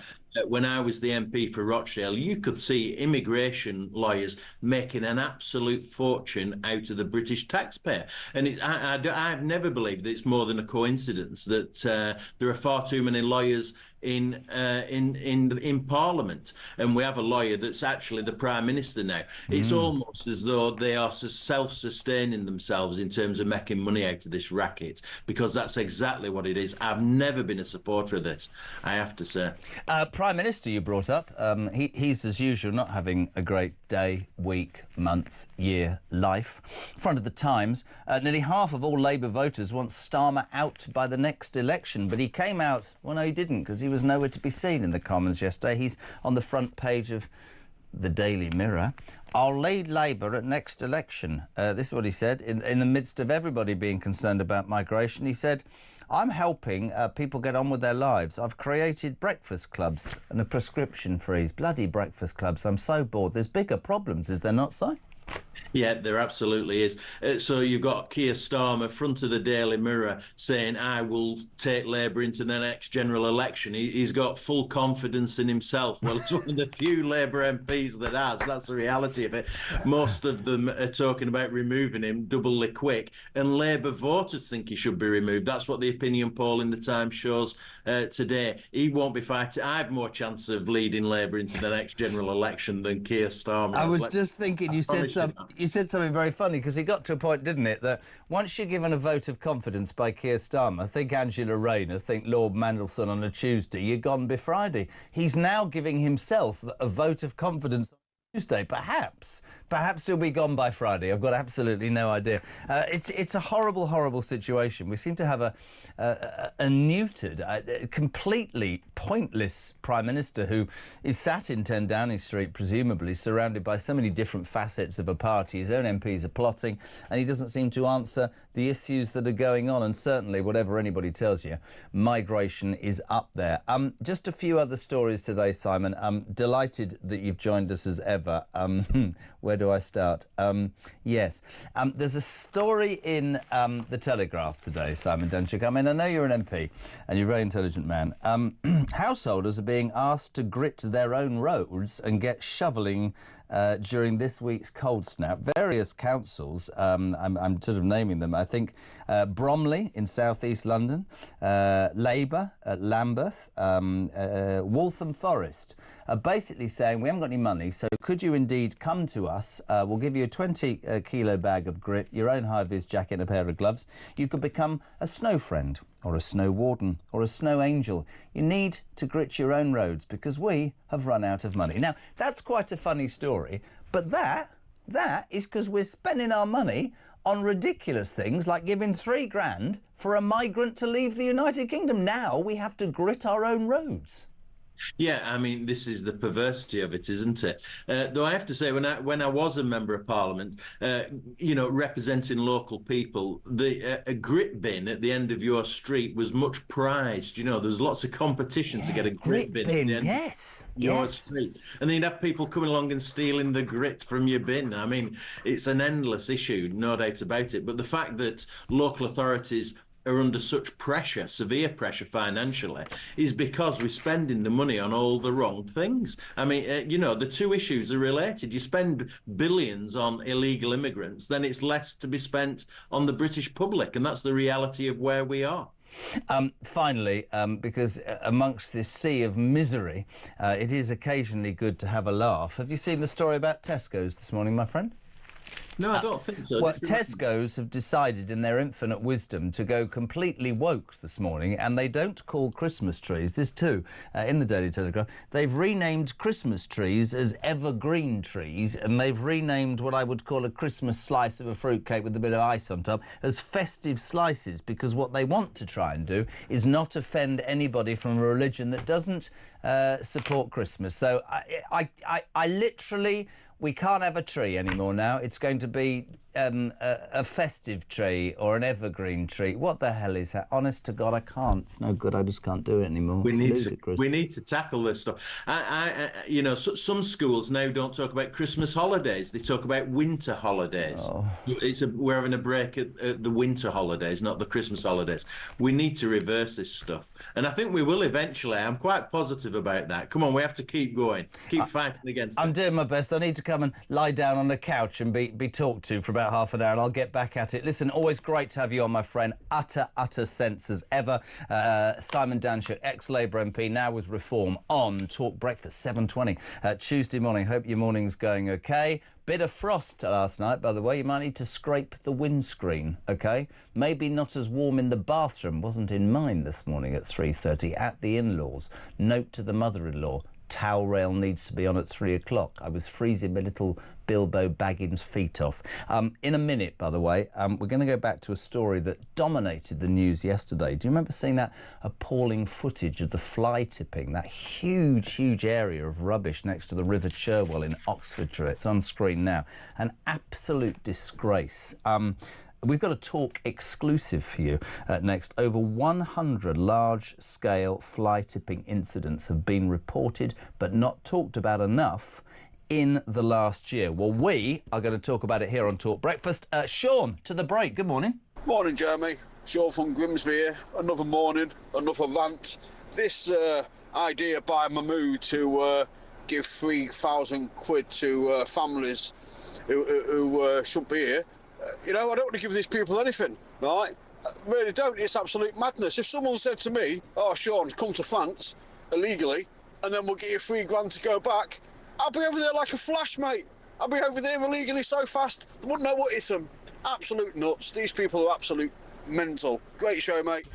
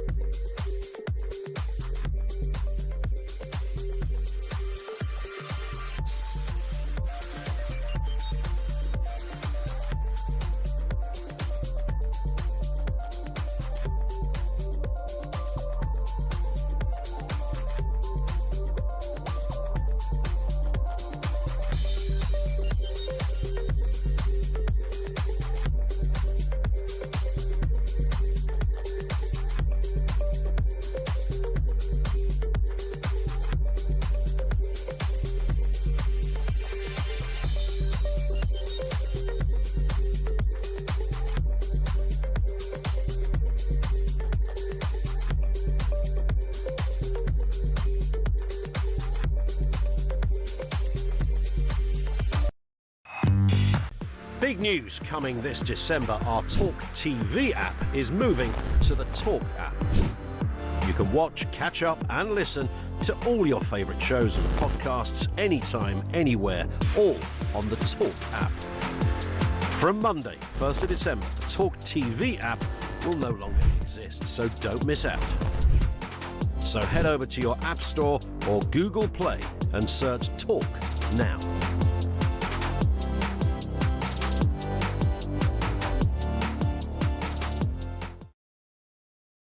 Across the UK, on DAB+, on YouTube, on your mobile, and on your side. This is Talk. A very good morning to you. Welcome to Talk Breakfast. We're on till 10 o'clock. JK at the controls. Well, I'm not really. There's a whole team who do it. I'm useless. You're waking up to the news that Shabana Mahmood, the Labour Home Secretary, has used language yesterday in the Commons that many of us have never seen before from a Home Secretary, saying that Britain's asylum system is broken and radical change needs to be taken. Liberal MPs attacking her, saying you're stoking division. She was very, very straight in what she said, but unfortunately our job is to pick holes in it, and the truth of the matter is, glaringly in the middle of these great, ideas that Mahmood, frankly, very brave to come out with as a Labour person. The truth is that in the midst of all of this, ladies and gentlemen, when an asylum family's claims have been turned down by the Home Office and they've been told you're not allowed to live in the United Kingdom, Shabana Mahmood's proposals would mean that we would give those people £3,000, a minimum of £3,000 of your money. Next week, budget day, Wednesday, fact. Taxes will go up. You might have read income tax won't, it will, it won't, milkshake. They're going to tax everything that moves. That's the reality, right? And I'm not talking about the Labour ideology that they're only interested in attacking anybody who's made money. We're talking about working families, lower middle class working families. The white, honestly, I promise you, north of Watford Gap, people are going to be absolutely attacked by a government that can't balance the books. The reality is, if you then say to your people, I really want to sort out the crisis, but I'm going to give it a bit of a sweetener. Why? Why not just deport these people and say, you are not in this country? I ask you this morning, are you happy for failed asylum seekers to have £3,000 of your money? I don't think you possibly can be. Hello to Margaret in Yorkshire. Why are we giving money to the illegal migrants? We should be fining them for entering our country illegally. What is it that means if you live here, you get fined or imprisoned for breaking the law, but if you're an illegal migrant, you get given £3,000 to leave? Hello to Damon from Wigan. Morning, Dave. He says Britain is falling apart and we're paying all the wrong people instead of looking after our own. When will the UK government wake up and start to do what they have been elected to do, says Damon, which is look after, right, the British people? Hello to Paul. He says it's not the United Kingdom anymore, Jez. It's Kingdom Come. That's true. Morning, Jez. Oh, God. In regards to these migrants, we should force all the human rights lawyers to, this is brilliant, to work pro bono on every case. They should house every applicant they defend in their own home, and finally put a private company in charge of deportations and pay them a performance bonus for every migrant they deport. I bet the numbers will fall off very quickly when those parasite lawyers aren't making money out of the rest of our misery. Vinny goes one stage further. It was, in fact, sadly, my favourite film ever. He says we need to get a prisoner transport plane, a bit like Con Air. If we did do that, perhaps we could be a bit more successful and take off and land in the place it was supposed to go to, but that's another story. I said before the break, I just wanted to go back. We have a Talk exclusive this morning. Great work by the team. Yesterday, you might have seen that appalling footage next to the River Cherwell on the A34 in Oxfordshire. It's on screen now. I mean, this is fly tipping to the extreme. Plastic, wood, bottles, 12 metres high, 500 yards long, running alongside the River Cherwell and the motorway up to, from Oxford up to Birmingham. And seemingly nothing has been done about this appalling tipping point. We had quite a few messages overnight saying, Jez, do you think there's any tie between the fact that Birmingham's 35 miles away with their problems in terms of lack of refuse being collected? No idea, just throwing that out there. But it made us think, and some great work from the team here at Talk has found out there are over 100 large-scale fly tipping incidents last year. People with their farms, their businesses, their homes, people just dropping rubbish and an inability to do anything about it. And a lot of people have a lot to say about all sorts of things, including me. But our country and what we do to our rivers and our countryside, I think, is utterly, utterly deplorable. We're going to say a very good morning to Peter Scott. He's director of a family-run recycling company, Scott Brothers, that recycles the contents of skips. Morning, Pete. How are you? Good morning, Jeremy. Yeah, I'm very good, thank you. How are you? Really good. I just wanted to, and grateful for you coming on. You have a business, yes, but a lot of your land, you have suffered fly tipping. And this goes bigger because what you're saying and what many people are telling us is that companies that people pay to get rid of their waste are then fly tipping it. Yeah, well, looking at those pictures I've just been looking at there that you've just shown, that's all been shredded. That's shredded waste. So this is happening on a massive scale. So it's a company similar to ours that's bringing in skip waste. They're putting it through a shredder and they're processing it, and then they're taking it back out. And instead of taking it to a landfill site and paying the landfill tax of £125 a tonne or whatever it is at the moment, they're just dumping it in rivers. They're baling it. They're filling buildings up with it. They're doing anything other than paying the tax on it. You, I know, have had experiences on your land, and this is even more frightening. Because it's private land and you own it, the council will do absolutely nothing. So are these scammers getting wise to that? Are they dumping on private land because that means they escape prosecution? Are they that clever? They are that clever, but what they do tend to do is like a military operation. They'll call into a plot of land that they know is not used or not monitored, and they'll offload hundreds of tons of waste to save them on the tax. I mean, just waking up this morning, people are going, sorry, so nobody can do anything about the fact. I mean, that footage is absolutely disgraceful. The United Kingdom, it's everywhere, and it's powerless to be stopped. And this is companies literally saying, I'm not going to a landfill site because that would cost me 125 quid, but they've already taken the money from the people to take the rubbish away. Which is why the public has to be extra vigilant in where they're sending their waste to. So if you to get a skip for your house, you need to make sure you get that waste transfer note. The type of people that are doing it, I mean, looking at that video, the picture there, that's a walking floor. So a walking floor has just pulled into a country lane, started its ejector trailer and just dumped it in the middle of a road and blocked the road off. I mean, that is just taking it to it must have run out of driving hours or something, Jeremy. Did you say, sorry, because the signal's not great, but did you say a waste note if you order a skip? I'm only thinking this because I've just ordered a bleeding skip for some stuff we're doing at the house. What's a waste? What are you talking about there? Yeah, you will get, when you order the skip, you will get a waste transfer note to say that your skip is being processed correctly.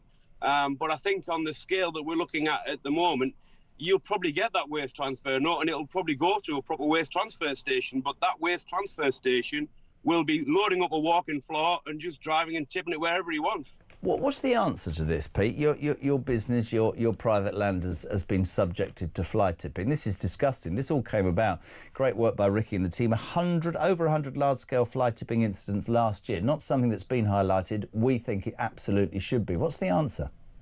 The answer is for local tips to be allowed to take as much waste in as you want. You know, these council tips now, you're allowed to come in with one van load and then that's it. You have to pay for the rest of it, which you know, the likes of us, we have to every skip that comes in, we have to take every bit of plastic out, every bit of wood, every bit of metal, and it's a quite labour-intensive process to do it. So if the public had somewhere to take their waste to, which was free of charge, and which could be recycled, you know, properly in a proper manner, with waste transfer notes, I think that would alleviate a lot of this. But ultimately, you know, people can't be bothered to take the material to this sort of place, so they'll get a guy to come in and do it cheaply, and money talks at the end of the day. And if they're getting a skip for 130 quid as opposed to 260 quid, they're going to take that skip.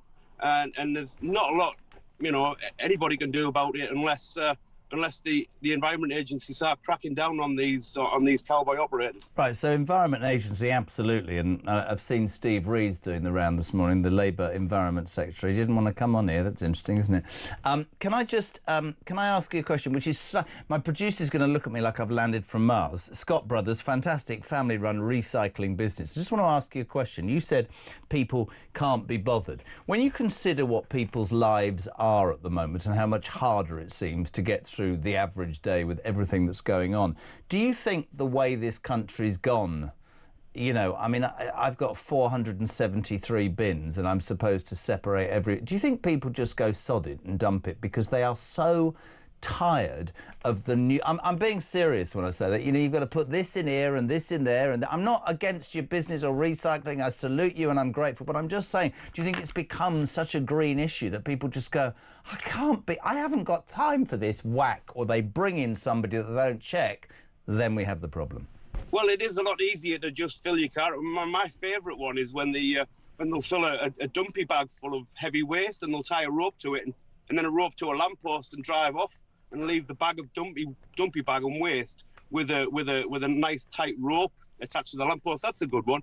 But ultimately, yeah, it's easier to just fill your car up, drive down an empty lane and dump it on the side of the road rather than actually go out to your 17 bins and segregate it properly. You do there have to, whatever your view, respect. You're not going to get anywhere if your people don't respect the countryside and the environment with which they live. But I have to say, you'd want to, if you looked at this, you'd want more government involvement or, as you said, the Environment Agency, because it's a blight to us, isn't it, my friend? It's an absolute blight to us, yeah. And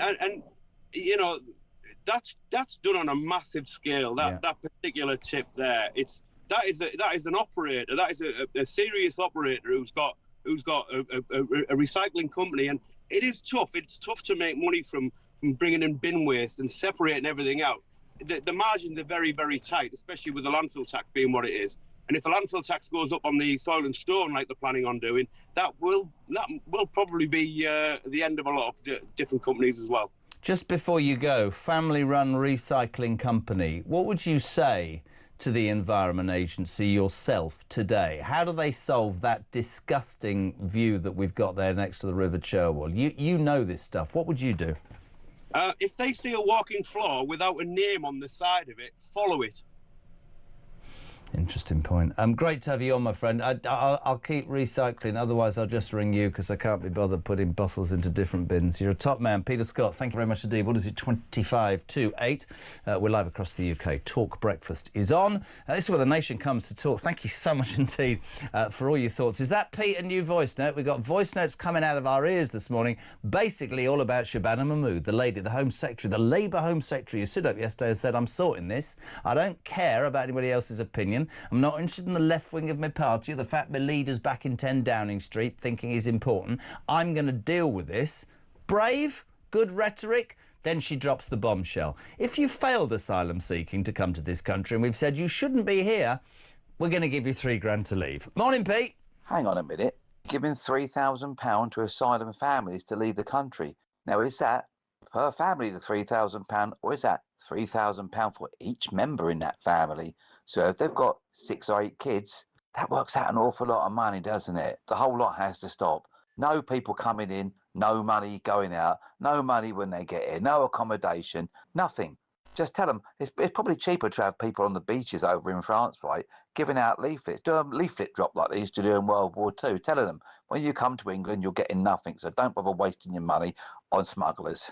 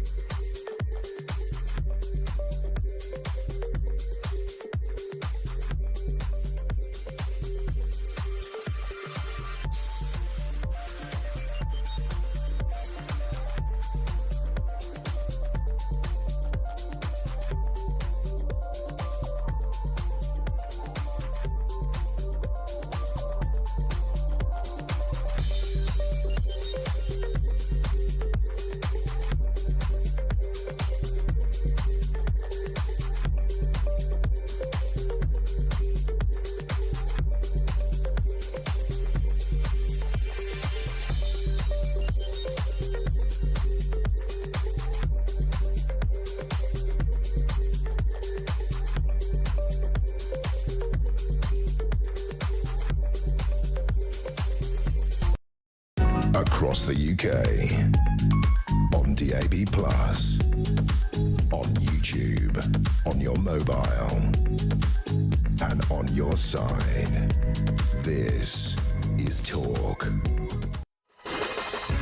Welcome back to Morning Glory on Talk. Yes, I know. I've just sat here like you and listened to us play a Tesco's advert, which is in itself quite ironic considering as how today on page 9 Tesco's have decided that Christmas trees should be called evergreen trees and Christmas slices with icing on top should be called festive slices because they don't want to upset people who might be offended. Morning, Steve. Steve from Barnsley. So Tesco's renaming everything so they don't upset any other faiths or religions. Well, I am a Christian and English, and I am now offended because we are renaming these things against what we celebrate. I will also be avoiding Tesco's. What a set of clowns. Brilliant. Terry from Scunthorpe. Morning. Scunny. Lovely. Isn't that the home of Ian Collins? I think Ian Collins was born and bred in Scunthorpe. It's on this afternoon from one, sounding great, well, my wife says. Jez, evergreen trees, does that mean evergreen lights? He thinks Tesco's has gone evergreen crackers, says Terry in Scunthorpe. Julie Price, I don't know why I've done that accent. Morning, Jules. We are a Christian country. We celebrate Christmas. If that's upsetting to anyone, then please leave. Why do our values and our faith have to be dumbed down or eradicated rather than celebrated? Tesco's should be proud of our nation and our culture and shout it from the rooftops. If you want to be part of the UK and integrate, it shouldn't be upsetting to anyone. It doesn't mean you have to change your faith, but you should embrace and understand the culture of where you have made your home. I mean, you can't doubt that that's absolutely right. Let's move on. So much in the news. Yes, Shabana Mahmood. Yes, Keir Starmer, front of the mirror. I will lead Labour into the next election. Whilst most of MPs are going, no, you won't, mate. No, you won't. By the way, quick reminder, after 9 o'clock this morning, Robert Jenrick, Shadow Justice Secretary, he's on. It happens every couple of weeks. It's a new feature called Ring Rob. You see what they've done there, don't you? Ring Rob, not Dial Dave or Try Teresa, it's Ring Rob. It's a play out anyway. If you'd like me to ask Robert Jenrick a question, delighted to take your voice notes or your text now, and we'll do that with Robert Jenrick after 9 o'clock this morning. The story of Donald Trump and the BBC continues to dominate.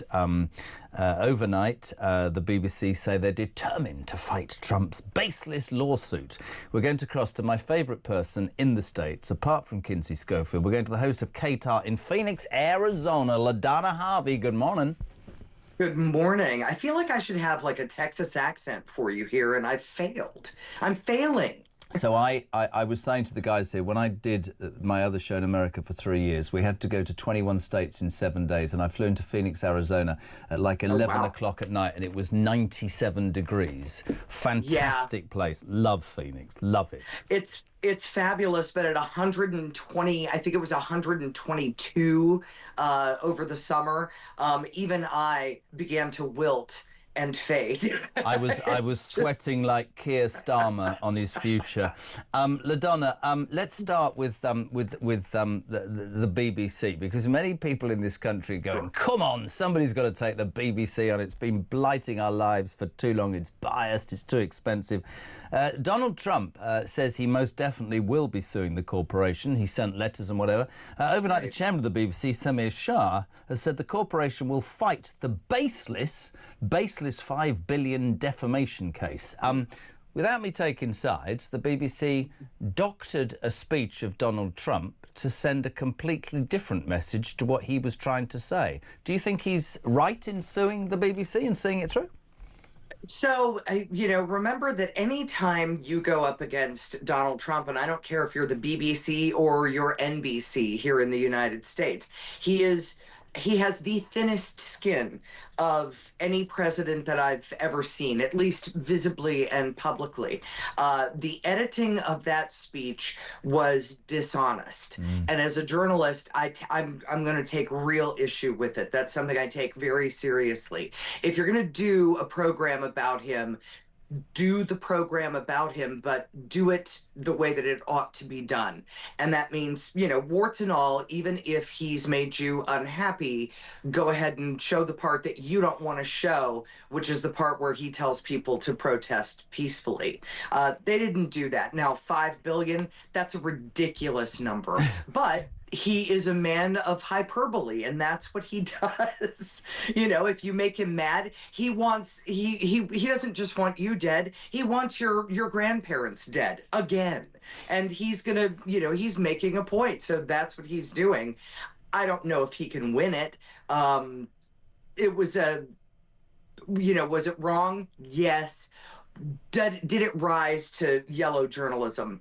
Again, maybe not. But he's making a point. What I don't do, what I will not accept by the BBC is when they say things like, it was an honest mistake. It was... No.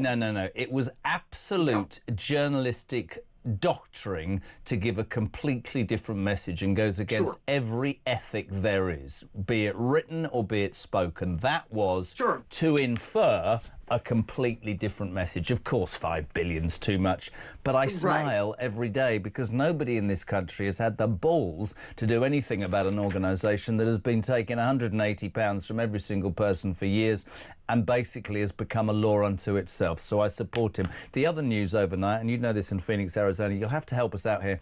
The Epstein files, it's claimed Peter Mandelson, it's claimed what he used to be a prince, now he's just called Andrew Mountbatten Windsor, and he rides around on a horse on his own. But the royal, formerly known as Prince. Yeah, that's right. Yeah.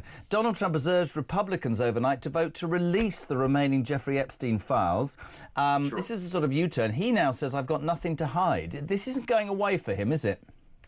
No, and it's not going away for anybody. There are already people like Larry Summers. Because I'm 175,000 years old.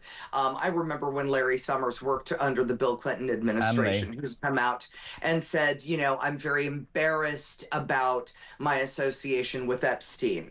And no, he's not. He's very embarrassed that these names are finally coming out after what seems to be an incredibly well-organized effort to keep people who were doing business with Epstein on many different levels protected and hidden.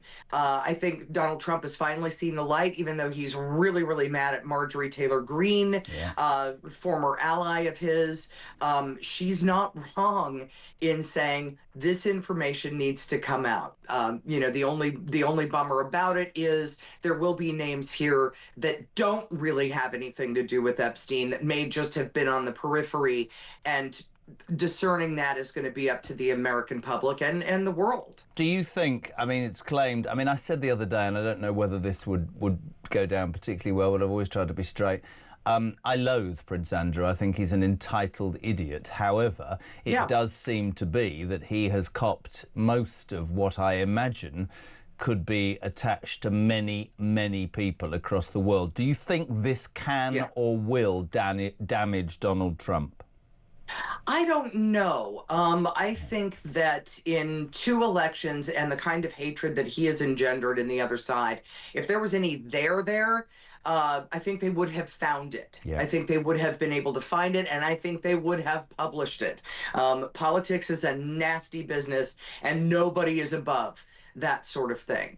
The only thing that I can imagine would have held them back is if their person was somehow involved with Epstein and they didn't want the stink to get on them too. So my gut tells me that we're not going to find out a lot. What I would really, truly love to know is how this man became who he did and how was he allowed to get away with what he got away with. I think I'm sort of with you. It's like a billionaire pimp who seems to have had some of the world's most powerful people in his pocket. It's extraordinary. And I actually interviewed Ghislaine Maxwell, only person over here to do it, inside the prison. And again, you can look at what she did. Horrific. And I always feel for the victims, but there must be more to the story. I think the Epstein story just makes us all go, what else? What else? Who else? Who else? What else is there? Yeah. This guy was a failed school teacher. He couldn't even manage teaching school. So how did he become this high-flying financier to the stars? in seemingly one leap. I am completely baffled by it, and you know, I'm really sorry he's dead, because I'd really love for him to rot in prison. Can I just say, absolutely love having you on. Please come on again. Absolutely brilliant. What time is it in Phoenix, Arizona? It is 12:45-ish. I'm not sure. I set an alarm, and I may be in my PJs from the waist below. I'm business on the top, party on the bottom. No, I don't believe that. I think you've been on the old wine. She'll be back on it in a minute. LaDonna, thank you so much indeed. LaDonna Harvey, host on K-Star in Phoenix. Top job. Talking Epstein, talking Trump, and talking the BBC. So much to talk about. The news that you're waking up to or getting sorted to this morning being dominated, and your response extraordinary Home Secretary Shabana Mahmood yesterday standing up and saying, I don't care if this is unpopular, I don't care about anybody else's view, I am going to sort the immigration crisis. Everybody went, whoa, that's quite impressive. And then she dropped the serial bomb. If you're an asylum family that comes to the United Kingdom illegally and gets told by the Home Office you've got to leave, we're going to give you £3,000 minimum to do so.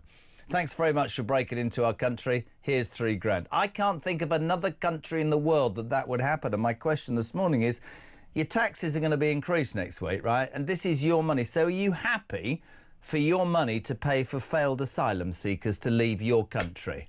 Back in 3.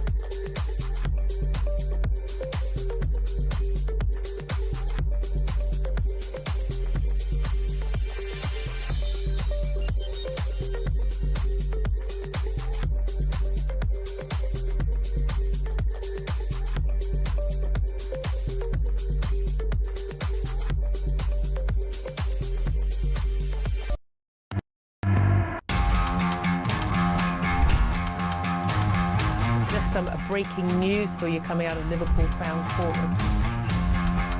Loads to talk about, I promise you that. Loads and loads and loads. Good afternoon. Welcome to the programme. Welcome to the Home of Common Sense. Yes, it's me again, your genial host, Kevin O'Sullivan. Top of the morning to you. This is Talk Breakfast. I'm Mark Dolan.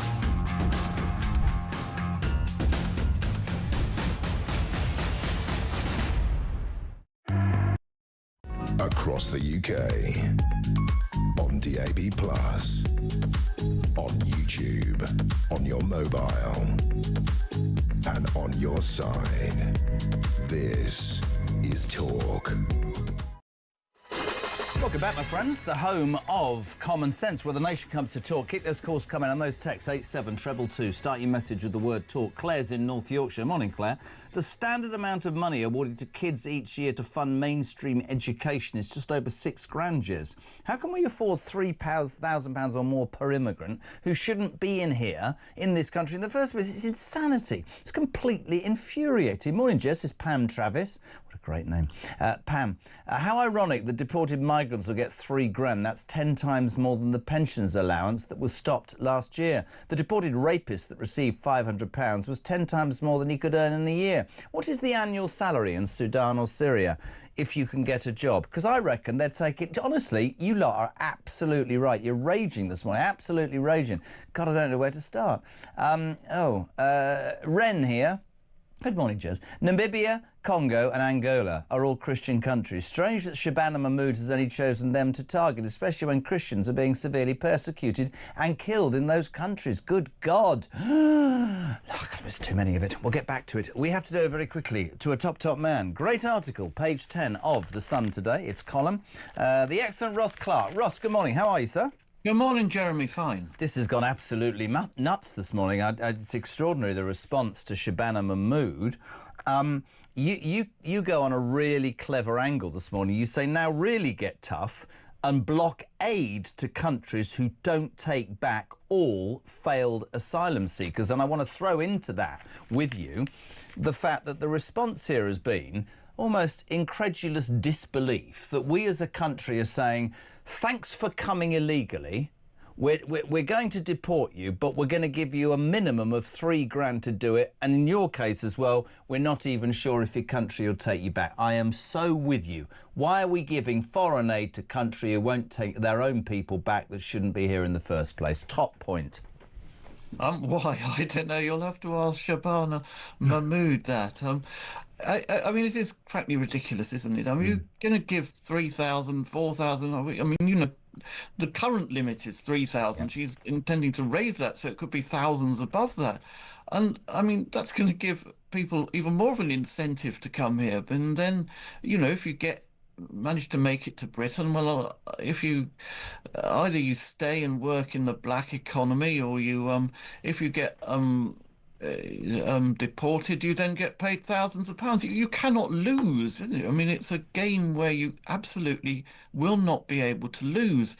But it's extraordinary, isn't it, that even bunging illegal migrants several £1,000s is too much for backbench Labour MPs, because, you know, it's cruelty, according to some of them.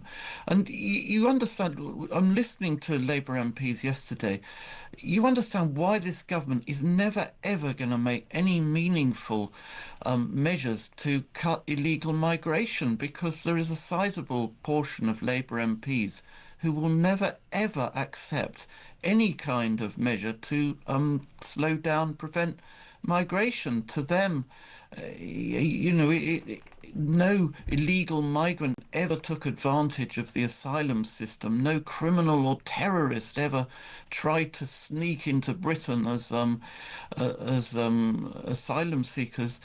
It's just, you know, for them, you know, nothing short of offering illegal migrants a 4-star hotel with room service, anything, you know, less than that is fascism, according to them.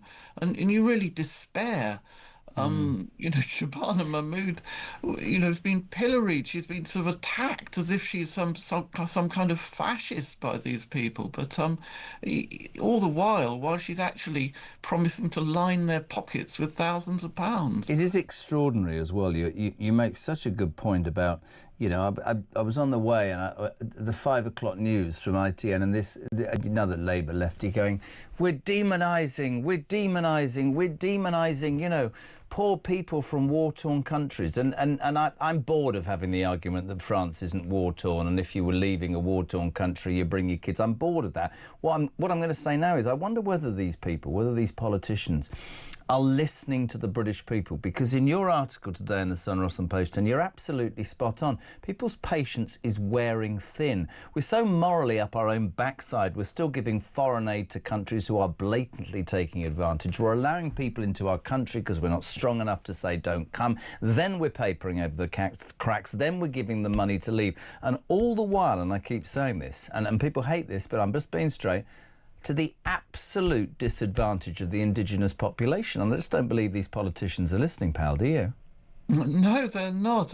And, you know, on the subject of the war-torn country, you know, anybody come from a war-torn country, crowds of young males come from a war-torn country, and we're expected to shelter them. Can you imagine how the USA would have reacted in 1939, 1940, if boatloads of young British men started arriving on the eastern seaboard, trying to escape the war? You know, in Ukraine, we don't accept, Ukraine won't allow young males to leave the country because they're expected to stay and fight. Afghanistan, which provided the greatest number of illegal migrants to this country last year, they put absolutely no effort whatsoever to repel the Taliban when they returned in 2021. And yet, so many of them just fled their country and expect to be sheltered here. Why didn't they not fight for their own country and allow it to be taken over by this bunch of Islamists and, then expect to come here?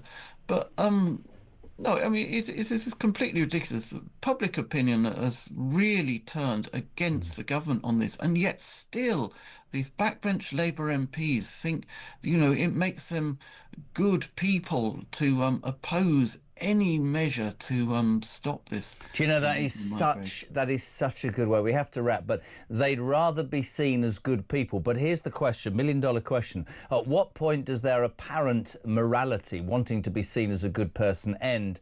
Because they'll look at the opinion polls under Starmer or Mahmood or whatever and go, I am seriously screwed. I'm going to have to do something. There's the question. Very, very quickly. 20 seconds on that, Ross.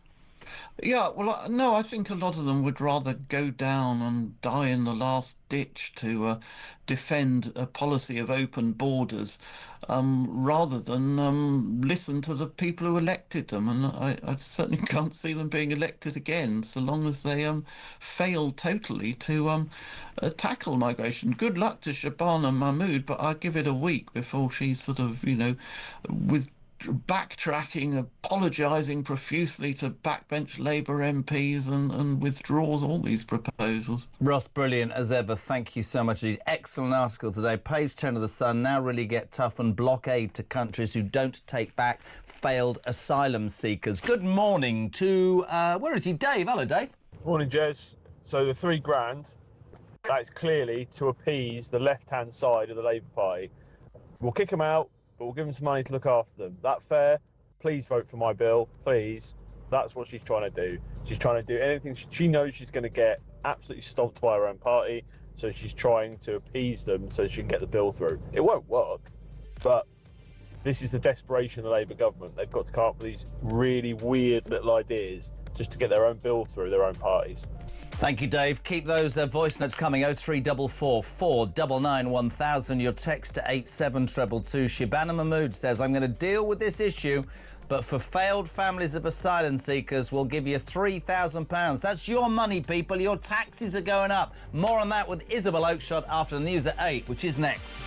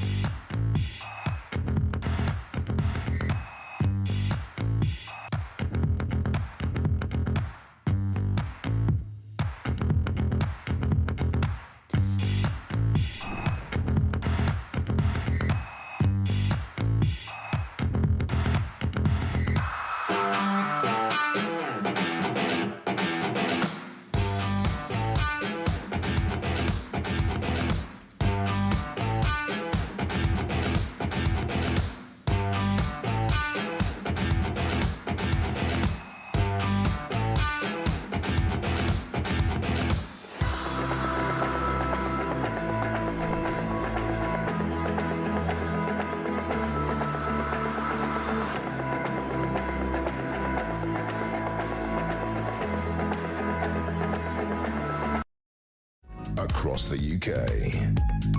On DAB+, on YouTube, on your mobile, and on your side. This is Talk.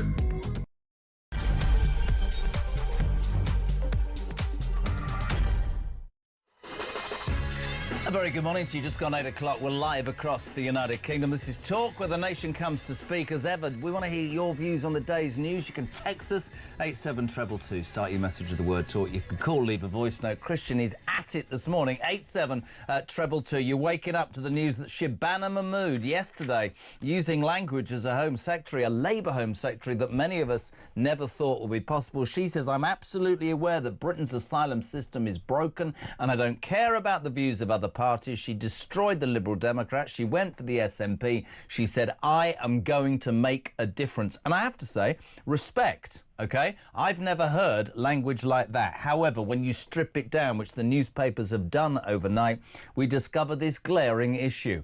If you're a family that's come to the United Kingdom illegally and the Home Office has eventually woken from its slumber of inactivity and gone, you have no right to be here. We're not going to deport you. We're going to give you a minimum, that's why my voice is going, of £3,000 per migrant to get the hell out of our country, which begs the question, why would you not come here and get that £3,000 and go back and pay off your abuser, or not your abuser, your smuggler, the person who's abused you, to be perfectly honest, and taken your money, and come back again? It's absolutely appalling. And here's the thing, we're a week out from a budget that we all know is going to raise taxes for you, hard-working people in the United Kingdom, all of us, left, right and centre, top to bottom, right? So are you happy for your money to be spent being given to somebody who's been told they shouldn't be in this country in the first place? It's like, is there a country in the world that we could go to and go, hi, sorry, could I just come in? No, well, I'm coming in anyway, and if you want me to leave, I want £3,000. And whilst I'm here, I'd like some maths lessons, some Pilates, I'd like to see a GP, have my teeth fixed, and like a mobile phone. We sound ludicrous. Ludicrous. Would love your response. A couple of people text me about the new Talk app. It's really, really simple. I keep going on about this. You need to download the new Talk app before December the 1st. It's all being reintegrated, which means, right, it's 8 o'clock. You might be about to jump in the car with the kids. Maybe you're on the train. Maybe you're on your way to work. Take it with you. You don't have to look at my ugly mug. You can listen to us. Julia's here at 10. Ian Collins from 1. Take the Talk app with you. You can watch and listen as it unfolds across the day. The migrant thing is causing much consternation. Steve, Jez, this migrant stuff is a sham. Mahmood will know it will never get passed by her own party. This is all playing to the gallery, a plan that will take months to not pass, then come up with plan B, which will be the same. Or, and I'll tell you what I would add to that, Steve, she can then say, I tried and my own party threw me under the bus. Sue is in Dorchester. No, I'm not happy about paying the migrants to go back. Fine words from the Home Secretary, but actions speak louder. This just isn't on. Peter Melky from Liverpool. £3,000 is a massive joke, but some of me is happy for them to pay it, just so I know my 2 young children will be safe in the future from physical attacks or assaults. But I'm also worried that this will not do anything more than encourage more people to come here. Sure, imagine being on your backside in some foreign country and somebody says, cost you £1,000, 1,500 quid to get to England, and if you get there, and even if you get deported, they'll double your money. Jobs for the boys. Am I allowed to say that? Or girls as well. Mark in Swindon, good morning. Oh no, I'm doing that in a minute about Christmas trees because I'll get right wound up. We say a very good morning to Talk's international editor, Isabel Oakeshott. How are you, Isabel? Well, I'm very busy, Jeremy, following your instructions and downloading the app. And what happens if we don't meet the deadline? I've no idea, but it's a slightly better entrance to yesterday when you admitted to taking drugs on this station with gummy things, if you remember. You never know what you're going to get with me. No, the app, how do you do it, did you say? No, I said, what happens if we don't meet your deadline? You said we've got to do it before the 2nd of December, and I thought, well, I better do it now. Well, then. you won't be able to watch or listen, will you? And you won't be able to know when you're needed, so that would be ridiculous. Can I just focus the wonderful Oakeshott brain?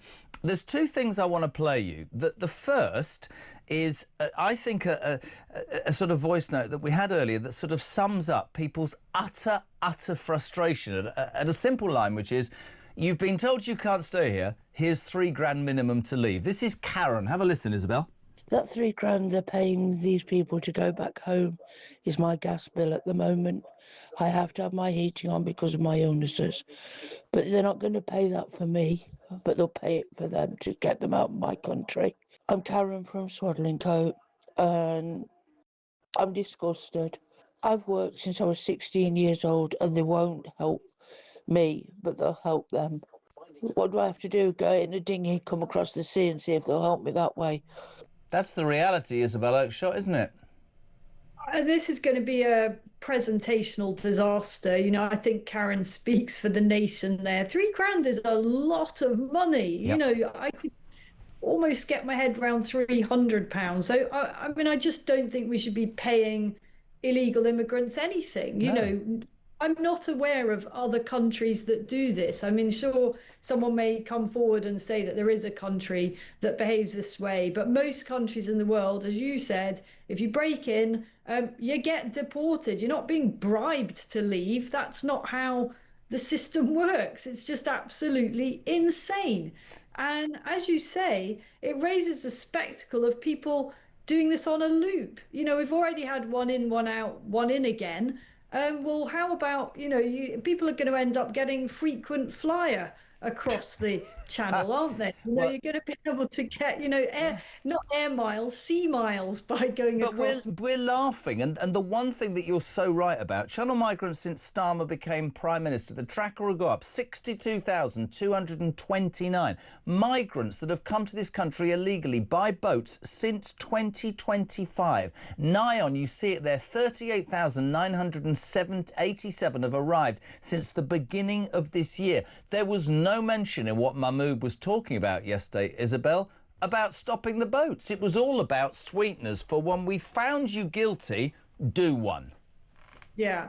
And I think that for as long as the boats keep coming, it actually doesn't matter what any Home Secretary says about what may or may not happen to people's refugee status in 20 years' time.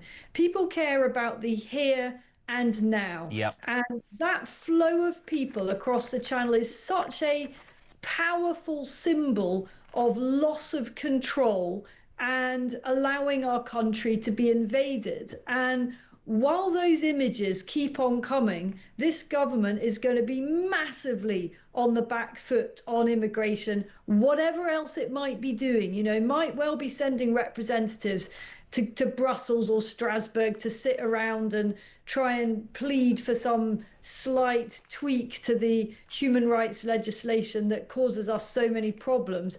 No one cares about that. What they care about is what they see happening, which is the absolute mickey taking out of us, the British taxpayer. And let's just go back to that £3,000 figure.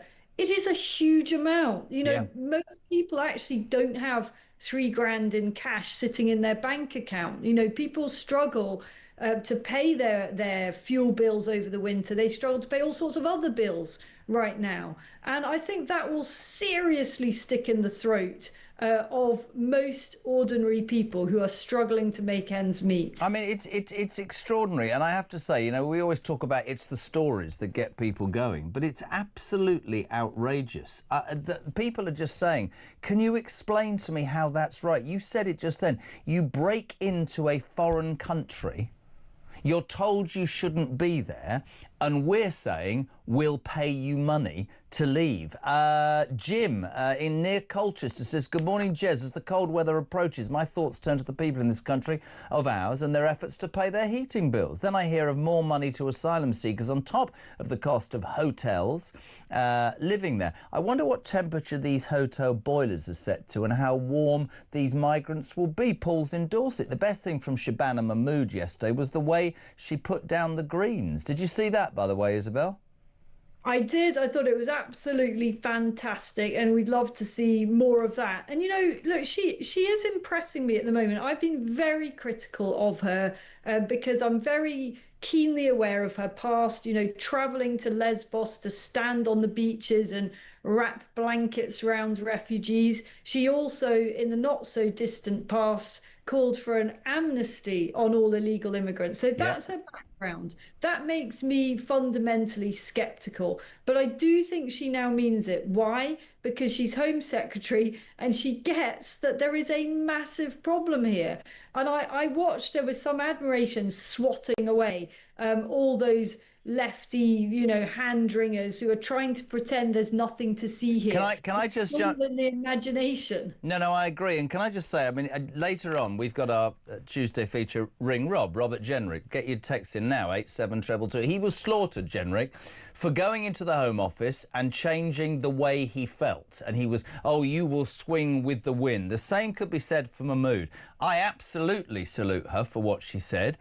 I'm sure underneath she knows it's an impossibility, and I'm sure there's a part of the political animal she undoubtedly is that will go, well, if I say it and I'm then forced to backtrack, I will be telling everybody who those people are, and maybe she's pitching for the leadership, I don't know. But there was a moment yesterday, and I do want to I want to play this. We've made this decision, and I'm going to give a warning now, because for anybody tuning in, if you've got kids in the car at the home or you are easily offended, turn the radio off for 30 seconds, because Shabana Mahmood yesterday, so wound up was she by people going, you don't care, you don't understand, you're risking dividing this great nation still more. She referred to racist abuse that she personally received.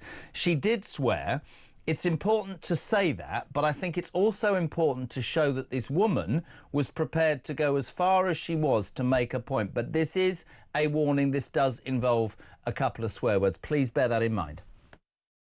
Unfortunately, I am the one that is regularly called a fucking packy and told to go back home. It is I who knows through my personal experience and that of my constituents just how divisive the issue of asylum has become in our country. And I do say to him, I wish it were possible to say that there isn't a problem here, that there's nothing to see, and that it is all, in fact, just extremist right-wing talking points. But this system is broken, and it is incumbent on all members of Parliament to acknowledge how badly broken the system is and to make it a moral mission to fix this system so that it stops creating the division that we all see. And I do say to him, I do not think it is acceptable or appropriate for people in this place to not acknowledge the real experience of those who sit outside of this House. We are supposed to be in here to reflect that experience in.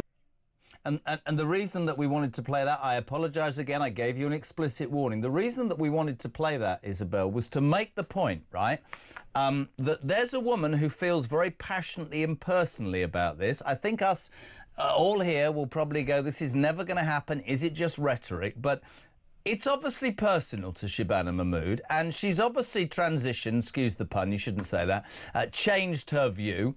Politicians are allowed to change their view, aren't they?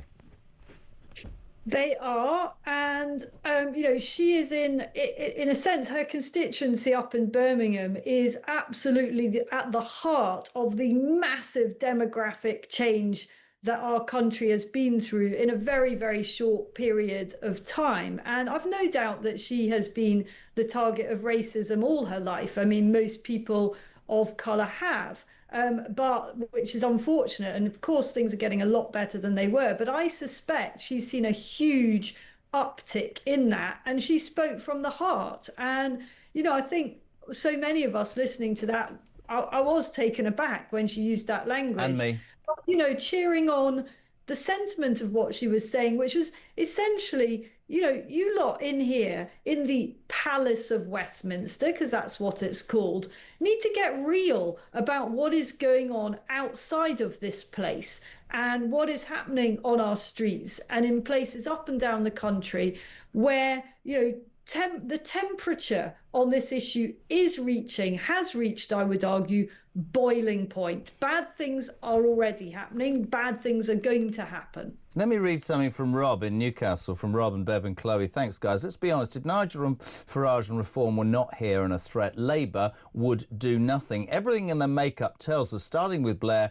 they were all for mass immigration. He thinks they're just words. What's this? I'm just throwing some at you. Richard S. British taxpayers should not have to compensate people who who have broken the law, specifically illegal immigrants. No other country on the planet would contemplate it. It's completely incompetent. Tony Gannon, Jez Shabana Mahmood talks a great game but won't leave the ECHR. Human rights lawyers are still rubbing their hands together with glee. That's true. I said it earlier. You know, we're forever going to have the issue unless we leave the ECHR and get past those ridiculous human beings who say to me, it's only Belarus and Russia that aren't in there. And I go, listen.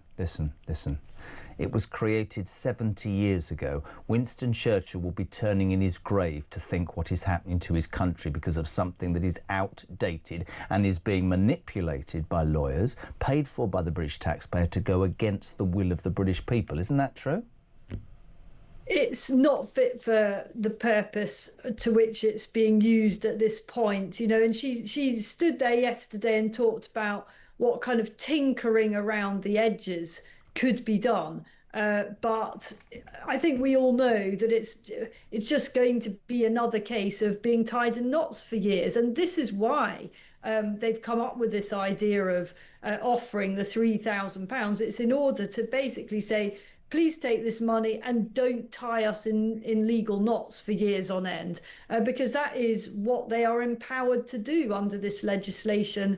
And you know, there are an army of British lawyers and indeed charities and all manner of other vested interests doing very well out of this. I'm just very distracted by what we're showing on screen, which is more migrants. I know this is not very recent footage, but it's not that old either. October the 10th, rushing onto boats on the beaches of France, and the gendarmes, the French police doing absolutely diddly squat. And we're giving them 500 million. Now, in the midst of all of this, Shabana Mahmood in the Commons yesterday, and as I say, rhetoric, fine. Is it going to happen? Absolutely not. I keep hearing people on the news going, we're demonising refugees. What about the indigenous population? You hear me shout. But here's the thing. Where the hell, Isabel Oakeshott, was our Prime Minister, the human rights law, the over-promoted man who hasn't got an ounce in his DNA of, I don't think, politics? Nowhere to be seen, but he pops up, which is quite frightening on a Tuesday. On the front of the Daily Mirror, yes, I'm holding that, he says, I'll lead Labour at next election. Ready for this? Watch Isabel Oakeshott's face. He says, instead of getting drawn into arguments about things that don't matter, I'm preparing for next week's budget, and I told people I would improve their lives, and we've already created breakfast clubs and a freeze on prescriptions. If I hear breakfast clubs one more time, honestly, it does my head in. I'd like a breakfast club here for this lot. We don't get any bloody breakfast on this breakfast show. Is that all they've got? I mean, it sort of is all they've got. This breakfast club thing. Can you just shut up already about breakfast clubs? You know, breakfast clubs are not going to win you millions of votes. Breakfast clubs are not going to recover your terrible status, your unique achievement in becoming the most unpopular Prime Minister on record, of presiding over the fastest collapse in popularity of any newly elected government. Breakfast clubs, my friend, are not the answer. No. Listen, the whole thing, and just very, very quickly, apparently half of Labour voters want Starmer to step down. But he did, and this is really important. I'd like to bring this to your attention, Miss O. If you remember, on a Tuesday back then, he said, I have total confidence in Angela Rayner and she were gone by Friday. Some weeks later, on a Tuesday, he said, I've got complete confidence in Lord Peter Mandelson and he were gone by a Friday. Today's a Tuesday and Keir Starmer has given himself a vote of confidence. Will he be gone by Friday? Well, you know, in our dreams he will be, but then what comes? It may be Ed Miliband. Oh, that's even worse. Thank you so much indeed, Isabel. You are fantastic as ever. We really, really appreciate it. Loads of people responding. Bob Mankin in Aberdeen. I had a paper job when I was 11. I was an apprentice at 16, paid the highest rate of tax since I was 23. Now at 72... my state pension is only the equivalent of 4 returning illegals. I've needed 2 heart-ops. I've had to go private because the list for waiting was 2 years. Current council tax of 4.5k, still paying income tax. What the hell is going on? Why did I work all my life for this mess? Kate, good morning. Morning, Jez. It's Kate from Leeds. This giving money to migrants has been going on years. When Labour were in years ago, that were giving them up to £3,000 a family. Even if they'd had a baby over here, that baby would have got 3,000. A family of 5, you work it out. I don't believe anybody would have got that in child benefit. It's an absolute disgrace what's going on. And she's got no intentions of sorting this out. It's just all smoke and mirrors. All smoke and mirrors. Anyway, good show. Thank you. Bye. Listen, thank you very much indeed. Keep those coming. 87222. Don't forget Robert Jenrick here after 9 o'clock. Ring Rob or have your say with RJ. You see, I've improved it dramatically, creatively, but send your text. Whatever you want to ask Robert Jenrick, he's here after 9. Now, the job of politics to many is glamorous. To Helen Whately right now, the Shadow Work and Pension Secretary and Conservative for Faversham and Mid-Kent, it's a freezing reality as she stands on College Green. Good morning, Helen. How are you? Good morning. You're right. It is a bit chilly out here. Come on, think of the glory at the end of the line. Dominated today by Shabana Mahmood. And I know that the Tory party, led by Kemi Badenoch, have said, we actually like these baby steps. We would help you get this through whilst your party turns against you. An impressive performance, but let's cut to the chase, and I don't doubt her motives for doing it. The reality when this is stripped bare, Helen, is that if you come to this country as a family and you're told you have no legal right to be here, we, the British taxpayer, who are going to be screwed still further next week, are going to give you a minimum of £3,000 to leave. That is barking mad. I mean, our fundamental problem here is that Labour's already been there for nearly a year and a half, and the situation with small boats has only got worse. As you said a moment ago, as Kemi Badenoch said yesterday in the Chamber, we will support Labour to make some progress on stopping the boats and controlling immigration. That's what people desperately want. They want to see our borders under control. They want to see, as you've just said, an end to all this money being spent on people coming here as asylum seekers and so often getting to stay. So yes, we will support any steps that the government takes while they're in power to do something about this.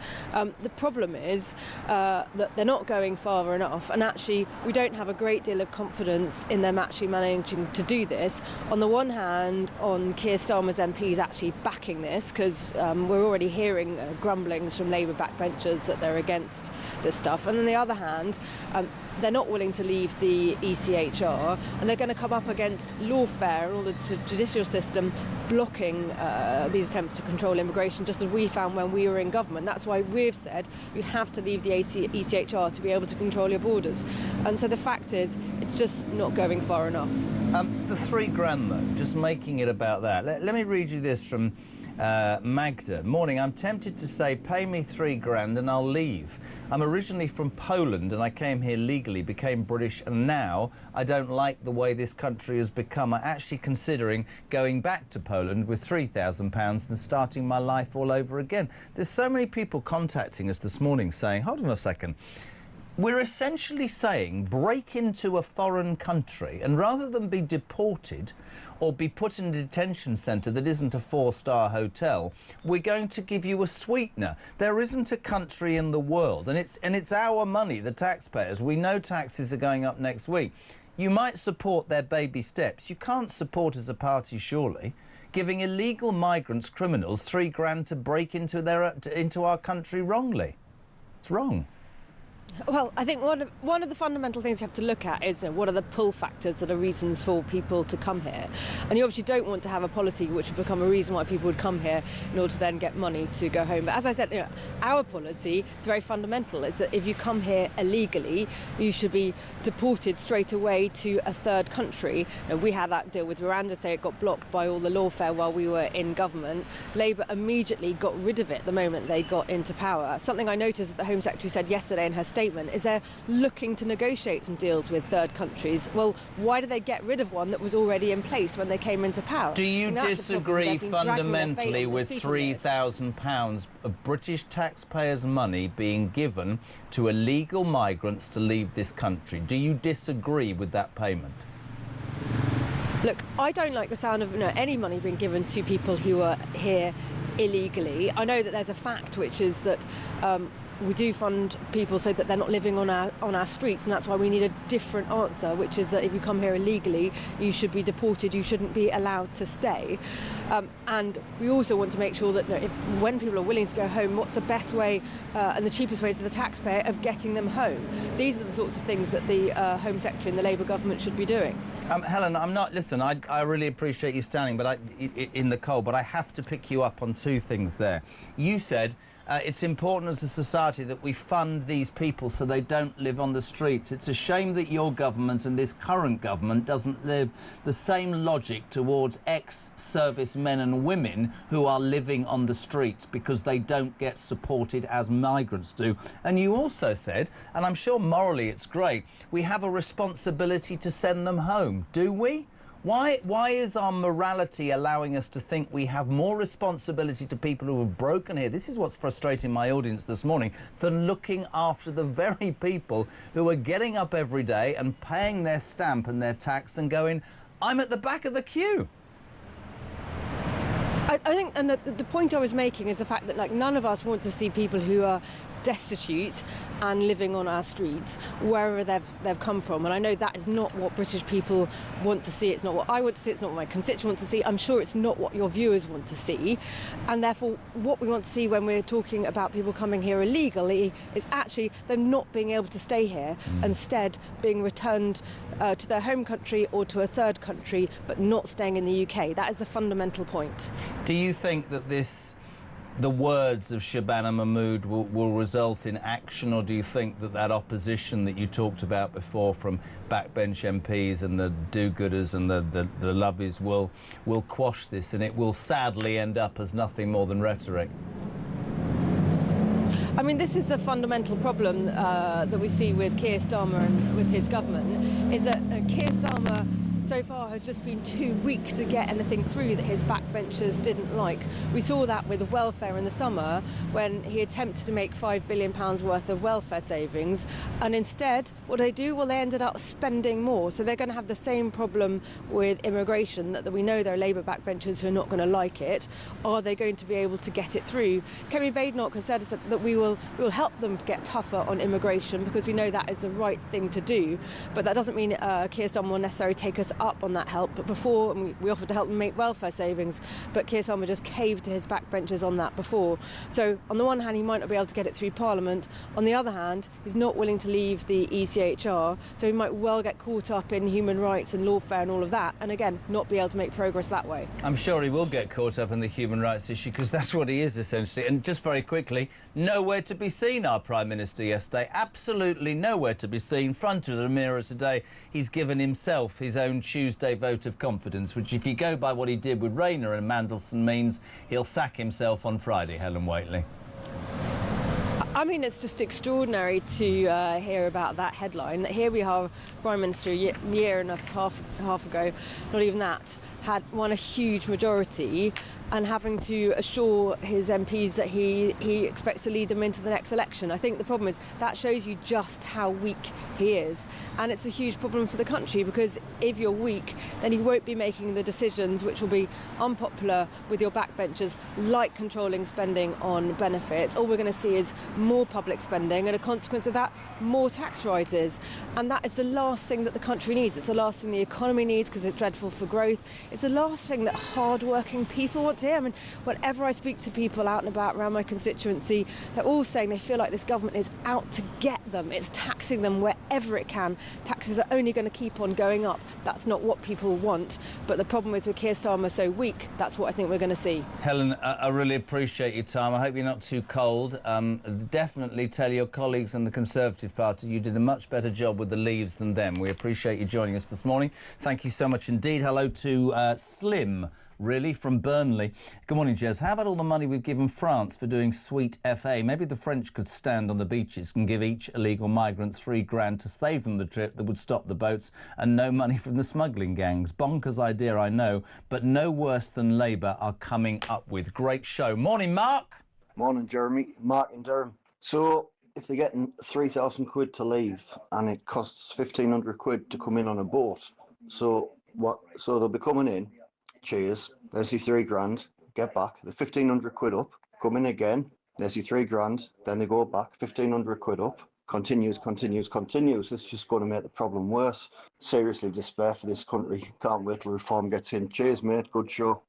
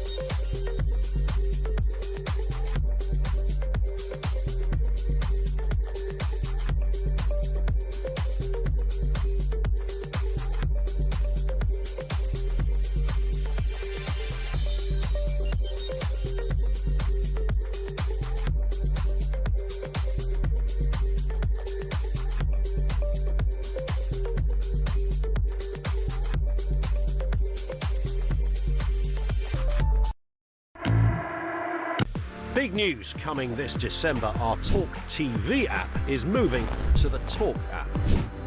You can watch, catch up and listen to all your favourite shows and podcasts anytime, anywhere, all on the Talk app. From Monday, 1st of December, the talkTV app will no longer exist, so don't miss out. So head over to your App Store or Google Play and search Talk now.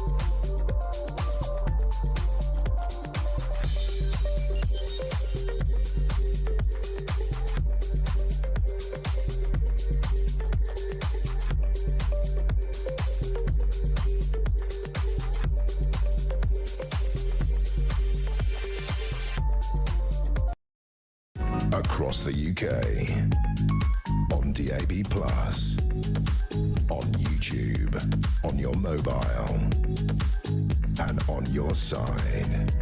This is Talk. Yeah, Mrs K's favourite, Ian Collins here from 1 o'clock. Ahead of that, Julia Hartley Brewer, the Queen of Westminster, on Talk, where the nation comes to talk. It's the home of common sense. Breakfast, never have a biscuit in the break. 0344 499 1000, text to 87222. We were telling you about the new Talk app. You need to download it, excuse me, before December the 1st. Donald Tully in Glasgow. Jez, there are 2 Talk apps. Which one is it? The one that says not Talk TV, it's just Talk. Forget Talk TV, 'tis gone. Talk. Download that new one before December the 1st. Are you listening, Ricky? Anyway, that's done. 25 to 9, live across the UK. Mark, good morning. Morning, Jezza. Mark from Sheffield here. So, we send billions abroad for aid. We send millions to Pakistan for condoms. We're going to pay £3,000 to send illegals back if they don't meet the criteria. Well, what about the criteria of us lot? What do we get? Absolutely sweet FA again. But there you go. But at least we found out where the black hole's gone. Why Rachel from accounts has not sorted out the black hole out, because they're getting it all away. What the hell are they doing? What are they doing? General election now. General election. Come on, let's get it going. Have a great day. All the best. Bye-bye. Don't you love Mark? They're getting it away. They're getting it away. Takes me about that, does. 0344 499 1000. Don't forget Robert Jenrick here after 9 o'clock. The Shadow Justice Secretary. Ring Rob. Brilliant. Now, next, delighted to have him as well, Head of Policy at Reform UK. Zia Youssef, a very good morning, sir. How are you? Good morning. We need to get you on a phone, and I don't know what we call it. Rings ear, it's not working. We'll do that. Listen, I want to talk about Shabana Mahmood, and I want to talk about this massive furore, and Nigel speaking as well. But there was a clip yesterday on Sky News with yourself, and I wanted to draw attention to this because you were asked about your parents in this whole migrant debate. If you're happy, I want to play this for the viewers. This was Zia yesterday on Sky News. Your parents came here in the 1980s. Why did they choose to come to the UK from Sri Lanka? Well, you should probably speak to my parents about that, but I actually don't think it's particularly relevant. My parents did not come here on a boat across the channel illegally. No, I didn't say illegally, no, and they've contributed to this country. And I put it to you. You know what? I actually put it to you. You would not be asking this question. There's actually something fundamentally interesting about you asking me that question, because the insinuation of your question is that there is a limit to how restrictive an immigration policy I can advocate for on the basis that my parents happen to be immigrants. And I'm afraid I think there's something very unreasonable about that line of questioning. No, I think you're deriving the wrong insinuation. I'm interested to know why they came to Britain. I wonder if it was because it's seen as an empathetic and accommodating place. So many people get stuck when we talk about what for many, Zia, is an emotional issue, but you and I both know is the #1 thing on people's minds and lips in this country. Let's bring it to yesterday, Shabana Mahmood. I think you're a big enough man as I am to admit that the rhetoric was brilliant. It's a long time since I've seen a Home Secretary take on all parties, be it that nutter with Jeremy Corbyn or the Greens or whatever. However, when you look and you scrape it back and you look at the detail, this is the truth.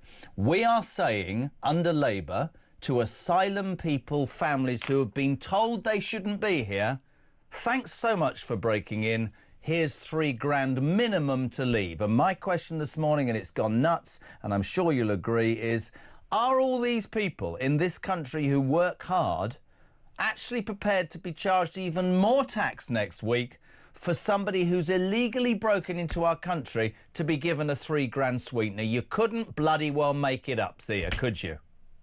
Yeah, well, that's exactly right. And I'd actually flag for your listeners and your viewers to also be aware that for all of the fireworks and the bombastic rhetoric and the headlines that, to be fair, she has grabbed, she also introduced, which I think is a Trojan horse here, she's introduced this concept of new, quote, safe and legal routes. So it's a new way for asylum seekers to come to this country. And when pushed on this, she refused to put a hard cap on an upper limit on this. And we know, Jeremy, so much of what ails this country, frankly, started off as a well-intended small-scale program and has just spiraled out of control because we've had gutless politicians unwilling to say, no, sorry, what started off as something as sensible, you know, the idea of a very limited asylum program appropriate for this country has just turned into basically an open borders free-for-all that's now costing. I actually agree. You know, that message from Mark earlier, I was nodding my head in total agreement, and I'd encourage him to look at what we're announcing today in terms of saying, look, this 25 billion quid black hole that Rachel Reeves has created, let's fill it by asking foreign nationals to bear the brunt, not British citizens. So, for example, the 4 billion quid a year in asylum costs and just the accommodation for illegal migrants, foreign aid. How is this country still spending £14 billion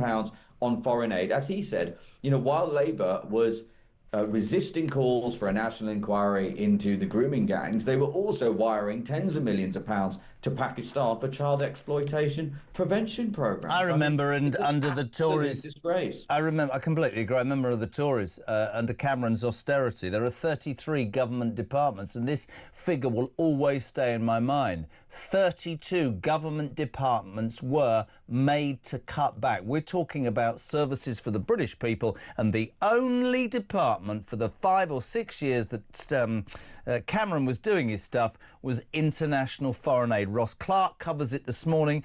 Brilliant column in The Sun. Now really get tough and blockade to countries who don't take back all failed asylum seekers. That, to me, would be the start. It comes to Zia, and it's a massive argument that I was listening to the news before I came in. I said, said this earlier, and you get those left-wingers going, we're demonising migrants, we're demonising migrants. No, what we're saying is that the British people whose energy bills have trebled, whose food prices have trebled, who can't see a doctor or a dentist, who work round the clock just to break even, are fed up to the back teeth, wiping the backside of people who shouldn't be here. And it is neither far-right nor racist to say something has to change, right? That's exactly it. You know, people listening to this program, many of them on their way to work, and half their day is going to be spent to pay money to the state. And what is that money going towards? It is going towards, you know, we've outlined £25 billion of savings that can be made immediately by Rachel Reeves this year, almost all of which impact solely foreign nationals. We can talk about welfare. You know, reform would end. I mean, it's insane that this is not already the case.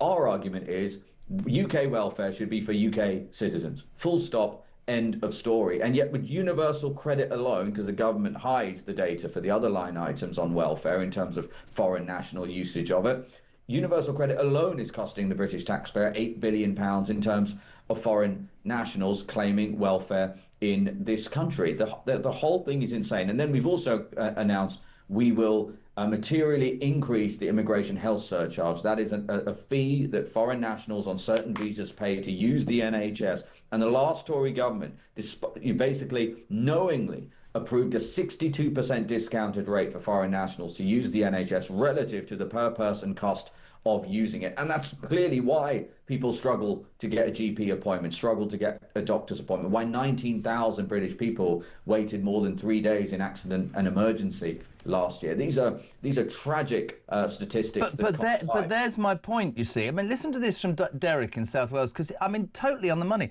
So Derek says, money to leave the country. What a joke. The only thing I give them is a bill. The country is clearly, if not completely, already broke. Stop everything. Legal aid, foreign aid, the lot. If anyone wants to call me racist, bring it on. How come Stalin and the clowns cannot see what the normal, average, working British person is saying? It's cooking my head, says David.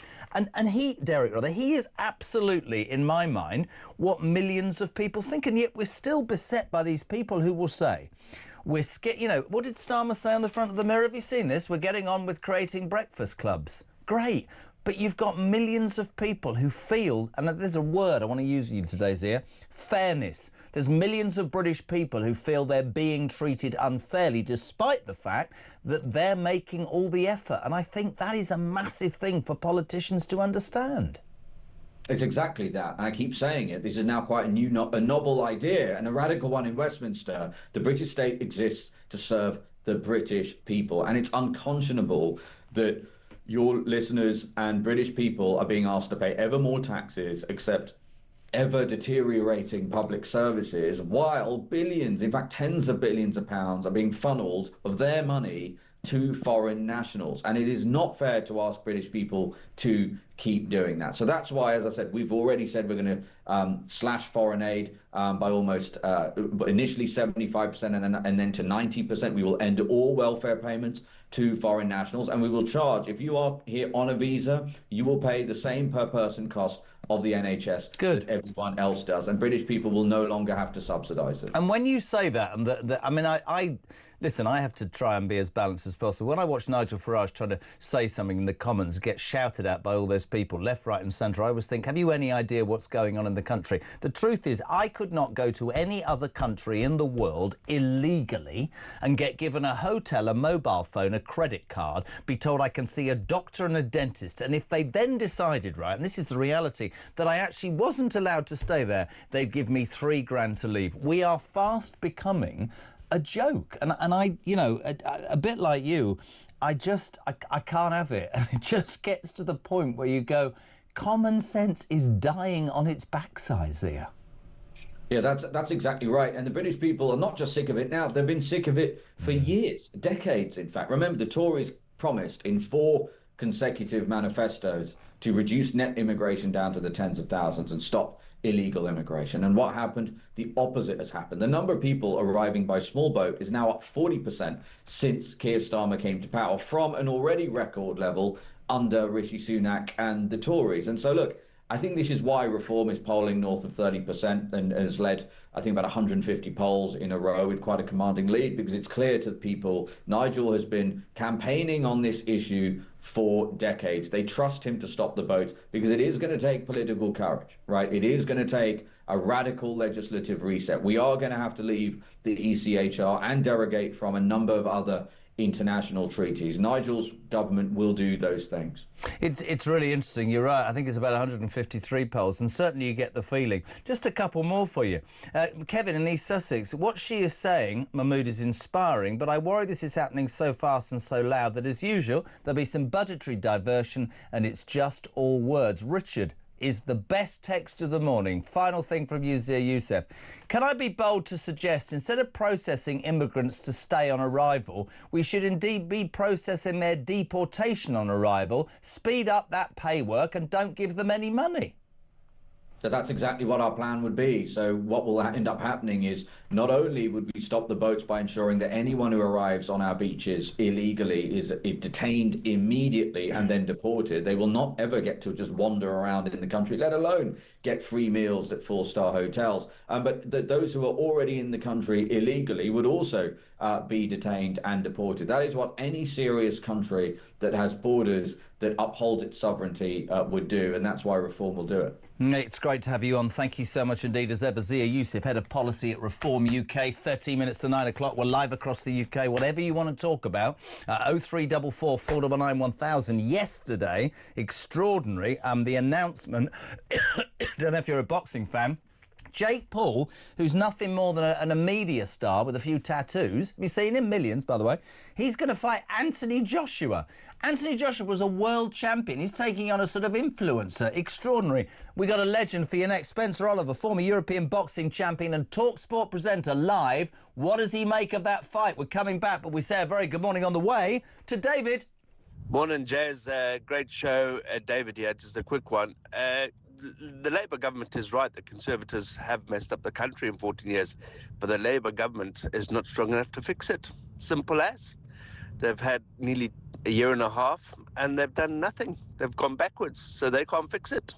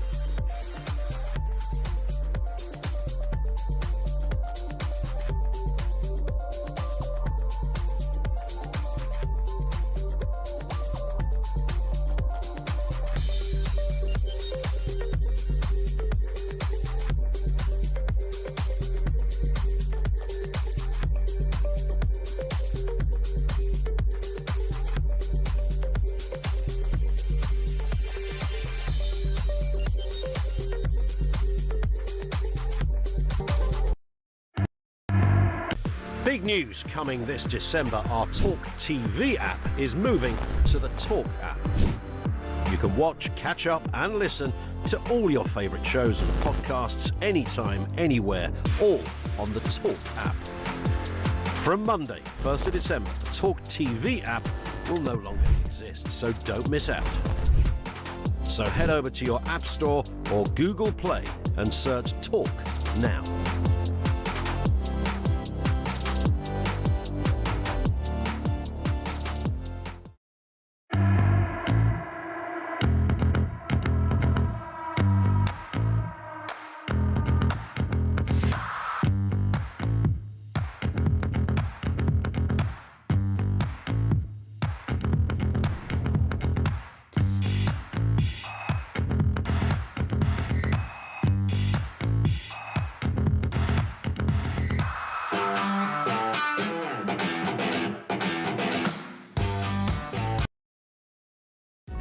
across the UK. On DAB+, on YouTube, on your mobile, and on your side. This is Talk. Welcome back. What is it? 8 minutes to 9 o'clock. We're live across the United Kingdom. JK on Talk. It's where the nation comes to talk. After 9 o'clock, Robert Jenrick, Shadow Justice Secretary, and a man who, for many, believes should have headed up the Tory party, wasn't elected as leader, has been a strong advocate of strong borders and the sorts of things that Shabana Mahmood talked about yesterday. Robert Jenrick on our new feature called Ring Rob. Not the greatest creative idea in the world. I mean, what was it you said earlier, Mark? Call RJ and have your say. Christian's happy with Ring Rob. Whatever. Let us know what you'd like me to ask him. 87222. Start your message with the word talk, or indeed send us a voice note right now. 0344 499 1000. Right, I mentioned it before the break. I am a boxing fan. I wouldn't pretend to know anything in this building because we're surrounded by TalkSport legends. The boss is a boxing fan, but I'm delighted to say we've gathered together the best man possible. Yesterday, Anthony Joshua and Jake Paul confirmed with British, through the media, that they're going to fight together. This is a British heavyweight ex-world champion against a YouTuber. This is going to be a £100 million Netflix showdown, finally proving it's all about money. Spencer Oliver, former European boxing champion and TalkSport presenter. Look at you in your hoodie this morning, looking smart, son. How are you?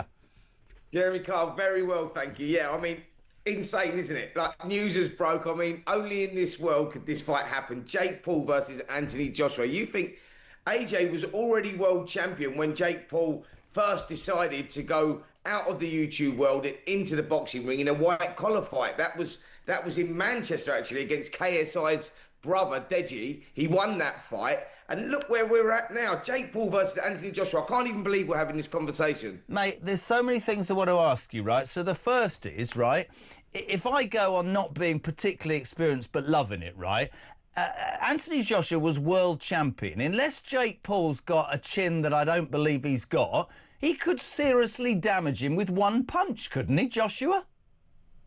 This game is all about levels. Like, look, I understand Jake Paul, and I think he's been good for the sport in many ways because, you know, he's brought new eyeballs to it and he's created a stir. He's got the attention of people, that is for sure. But, I mean, what is he actually thinking? Does he really think that he can beat Anthony Joshua? This is over 8 3-minute rounds with 10-ounce gloves. AJ versus Jake Paul. I mean, yeah, it's a one-sided fight at best. I mean, by anybody's, imagination, there he is, Joshua. He's had a problems, but he was the heavyweight champion of the world. He's going to take the money, though. They're sharing 100 million. Let's be perfectly honest, right? Money speaks. And in this new world, if you're Anthony Joshua, you can't get Fury, you can't get a title fight. The bottom line is 50 million's worth it. 8 3-minute rounds. Jake Paul, really? Really? Jeremy, look, it's genius from AJ's side because, the plan was to have a warm-up fight this year, get back into the swing of things, get back into the winning ways. That was over 8 rounds against a top 100 heavyweight. Guess what? He would have been probably picking up $1 million at best for doing that. Now he's going in against a guy like Jake Paul, who will probably be worse than the original opponent he was going to choose, and he's getting 50 million quid for it. Does it demean him, though, Spencer? Does it demean him in the eyes of the boxing world, yes or no? No, and I'll tell you why it doesn't, Jeremy, because, he's going to get a lot of stick for it. He would have got a lot of stick if he was boxing a top 100 heavyweight. He's coming off that loss to Daniel Dubois. For Anthony Joshua, it's about going through the motions, getting the hands wrapped, doing the ring walk again, getting back into the ring and, feeling the arena, feeling the crowd and getting back to winning ways before going on to potentially fight Tyson Fury for, in the summertime. That was the original plan. Now news broke last night that Fabio Wardley has been elevated to WBO world champion. Alexander Usyk has vacated that title. So Fabio Wardley is now world champion. And you find yourself in a position here with Anthony Joshua, if he comes through against Jake Paul, goes through the motions, gets that victory, you could be looking at him in February, possibly fighting someone like Fabio Wardley for the vacant world title. Fabio Wardley and Joshua, by the way, were both trained by Ben Davidson, so they know each other very well. But Anthony Joshua is now training with Alexander Usyk's team out in Spain. He's left Ben Davison. So all of a sudden, in this crazy world of boxing, we could find AJ versus Fabio Wardley if AJ comes through this fight, which I'm sure he will. For the world title. Let me throw in the mix. I know I don't know as much as you and Denny, but Fury has not disappeared out of people's minds. There was always talk about an AJ Fury fight. What happens there? I read that about Usyk overnight, giving up the WBO belt. Wardley gets it. That frees him up. Does he fight the trilogy? Is that going to happen, or is Fury dead and buried forever? What's the truth? Well, no, I think that we get Tyson Fury versus Anthony Joshua in the summer. Turkey Al Sheikh, you know, Riyadh season, they've showed an interest to that. And Turkey said he's never failed to make a fight yet. He would offer them massive money. We get AJ versus Fury. That was always the roadmap. Now, Anthony Joshua may be able to pick up a world title en route to that. Yeah. And then all of a sudden we get Fury versus AJ in the summer, which I think is very likely to happen. For a world title. On the line as well. Unbelievable. Listen, are you able to get tickets for me? I'd quite like to come. I've never been to a boxing match. What's happening? Jeremy Cole, for you, mate, me, you, Denny Morris, we will be there. We will be ringside 100%. Good man. We love you. Brilliant. By the way, catch this man on TalkSport. He's absolutely legendary. Spencer Oliver, former European boxing champion. Thank you, my friend. That news overnight. Jake Paul, the YouTuber, $100 million on Netflix, going to fight Anthony Joshua. But Spencer explaining to you there, it could all culminate next summer in the fight that Britain wants, which is AJ finally taking on Tyson Fury, possibly for a world title. So many of you tuning in this morning, so many of you having your say on the fact that Shabana Mahmood and the Labour Party want to say, sorry you failed to get asylum, sorry you got to leave, here's £3,000. Morning, Mike. Morning, Jez. Mike from Lincolnshire here. Well done for playing that clip, Shabana Mahmood. I think that was necessary to play that, to make people understand that the people that are here in this country legitimately, there were those that have worked hard and built families here and built businesses here. This is just as divisive for them as it is for the rest of us. They too want to see fair play when it comes to legal or illegal immigration. Your thoughts, please, in the next hour. 0344 499 1000 for your voice notes, your text on 87222. Yesterday, Shabana Mahmood announcing £3,000, right, to families who have been told they can't stay. It's your money. You're going to be taxed to the hilt next week in the budget. How do you feel about that? Coming up, it's our new feature, Ring Rob. People are already saying, can Zia not have his own? Call Zia. He's here. Very good. I love that. Let's cheer for Zia. Honestly, will you shut up? In the next hour, Ring Rob. Robert Jenrick, Shadow Justice Secretary, an advocate of strong border controls in a Tory party that perhaps isn't as strong as that. We'll take your calls. What do you want to ask him? 87222. Start your message with the word talk, or 0344 499 1000. All of that, my friends, after the news at 9, which is coming right up. It's been a busy hour, isn't it? Getting busier by the minute. Stand by. Robert Jenrick next on Talk.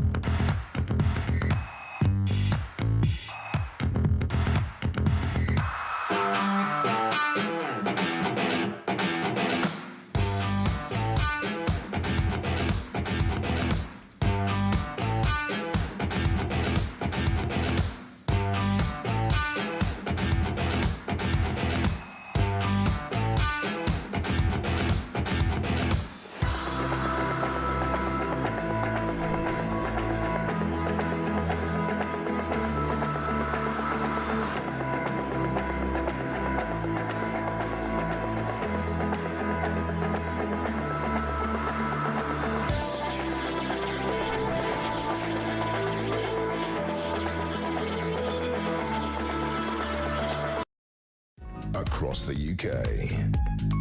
On DAB+, on YouTube, on your mobile, and on your side. This is Talk.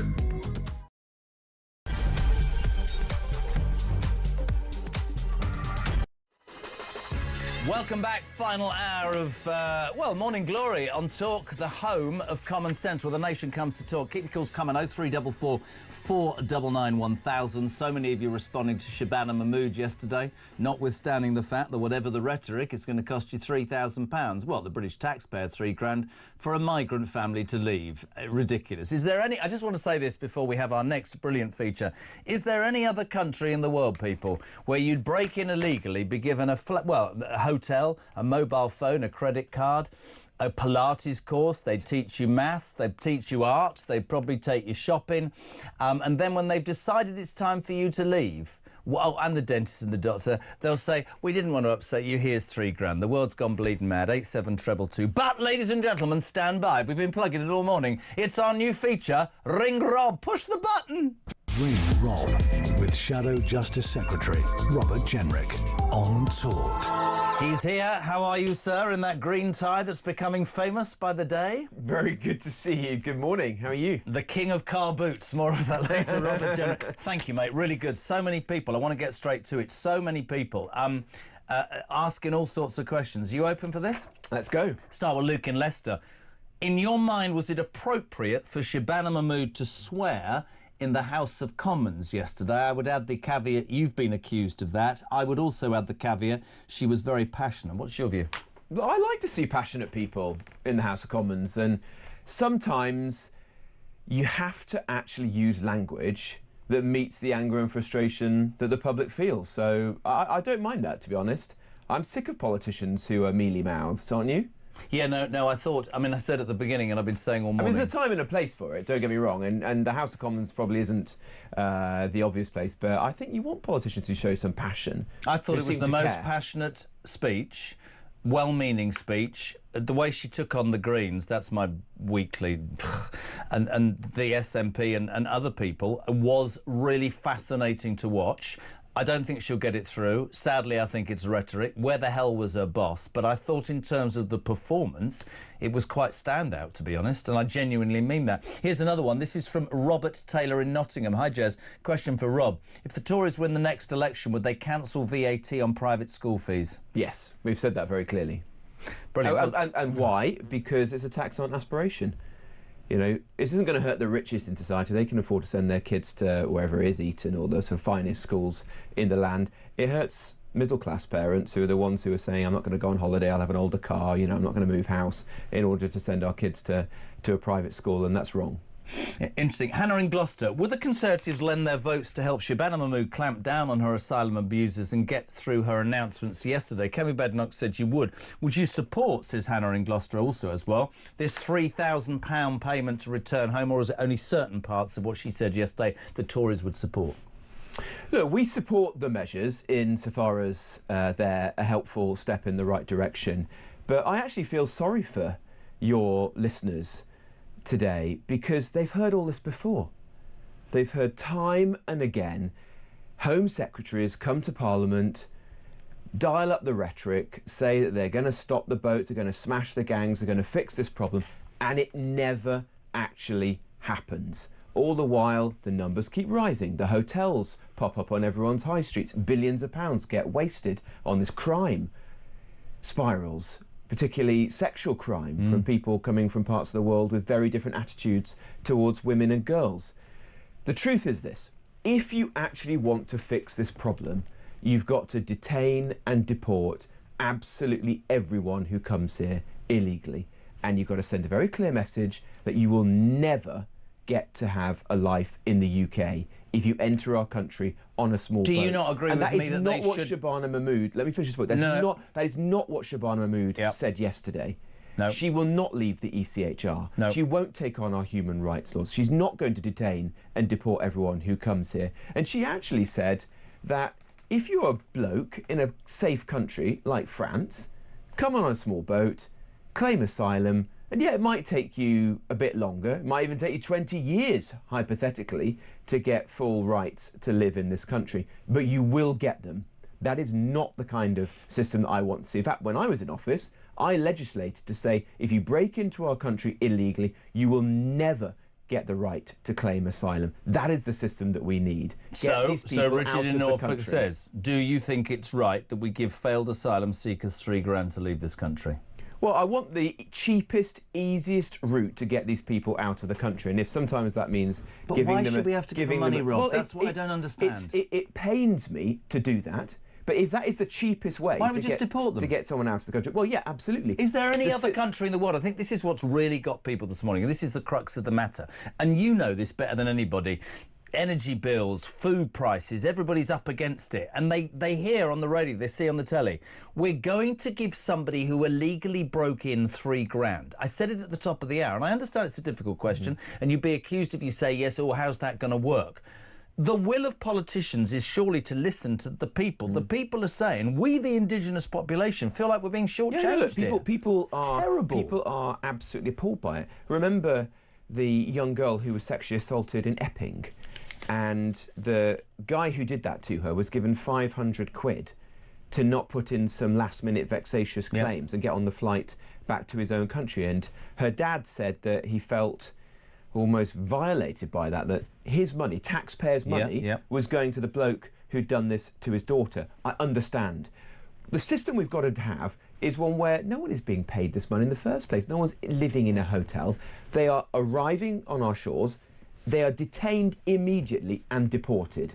End of story. No money passing. What about stopping them coming here in the first place? Well, that is how you stop them coming here in the first place, because they're all in a place of safety. They're in France. What are they agree with me that Emmanuel Macron? I completely agree. Life in France is good. What do you think? Listen, you were the immigration minister. You've every right to laugh at me. I would get. I've said it to you before. This is a huge boat. I'd recondition it. I'd put it in the channel. I literally would have trained a team of people who can make decisions like that, border force officials, and I would get the Navy to stop the boats and pick the people up and put them. You're not setting foot in the country. If you have proven rights to be here, red carpet, welcome. If not, you're going to a detention centre, and that detention centre is not going to be a hotel. Maybe this sounds outrageous. It's not going to be horrible, but it's not going to be nice, because it will absolutely enable you to send a message back to the people that maybe are thinking of doing the same, that we're not a soft bleeding touch. But even with what Mahmood yesterday said, break in and we'll give you £3,000 to leave. You could go back to your country, give 1,500 quid into a bank and come back again. Yeah. It just doesn't work. We have to be honest here. What Shaban Mahmood is suggesting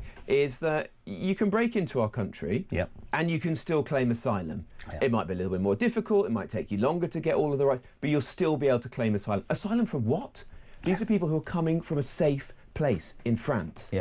I think that is just mad. That cannot be the system As is that we the want 500 million we pay the French. Well, that is a complete waste of money. I take away their fishing licences. Michael's got a question for you. Morning, Mike. Morning, Jeremy. Michael from Birmingham. One for Ring Rob. Would consider creating a pool of volunteers, pro bono workers, of which I'd be happy to be one, with the brief of assessing asylum claims. I'm an ex-civil servant, and lots of us be in that position. With a little bit of training, I'd be very happy to give a day or two per week, free of charge. I get through 100 applications a week.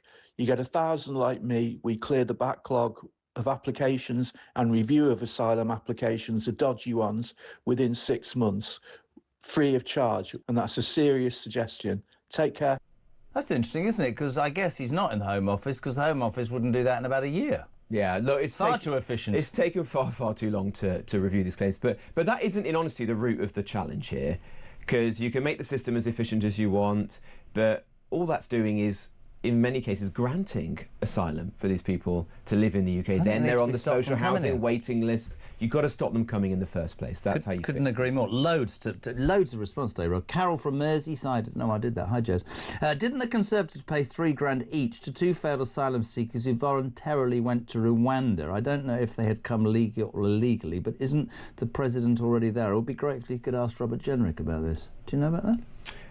I don't know if they were paid, but yeah, at the very end of the last Conservative government, some people were sent to Rwanda voluntarily to kind of test out the system. Like, I thought that was completely complete joke, and I actually said that. What, Rwanda was the joke? No, the idea that people would be going there voluntarily. If you remember, I resigned from the last Conservative government. People need to know this because when they criticise. Absolutely. Why? Well, because I said that the Rwanda scheme just wasn't going to work. It had to be much tougher. You had to leave the ECHR or hive it out completely from the system. He didn't want to be tough, Sunak, did he? He was another one. The problem is you've had a succession of Prime Ministers and Home Secretaries, and Starmer and Shabana Mahmood are just the latest in that line, who will make incremental improvements, do this, that or the other. It's all just at the edges. If you want to fix this problem, you've got to do some pretty tough things. Detain and deport, leave the ECHR, get rid of some of our activist judges, ensure that the system works better. That is the way you fix this issue. And just no one is ultimately willing to do that. And I feel sorry for the British public, because yesterday was the umpteenth time in which they've heard a senior politician make big promises that they won't be able to keep. Morning, Jez and Rob. No matter what Shabana Mahmood says, she hasn't once mentioned leaving the ECHR or revoking parts of the UK Human Rights Act to get this mess sorted. How, if you get into government, says Sue from Huddersfield, would you, Robert Jenrick, deal with that?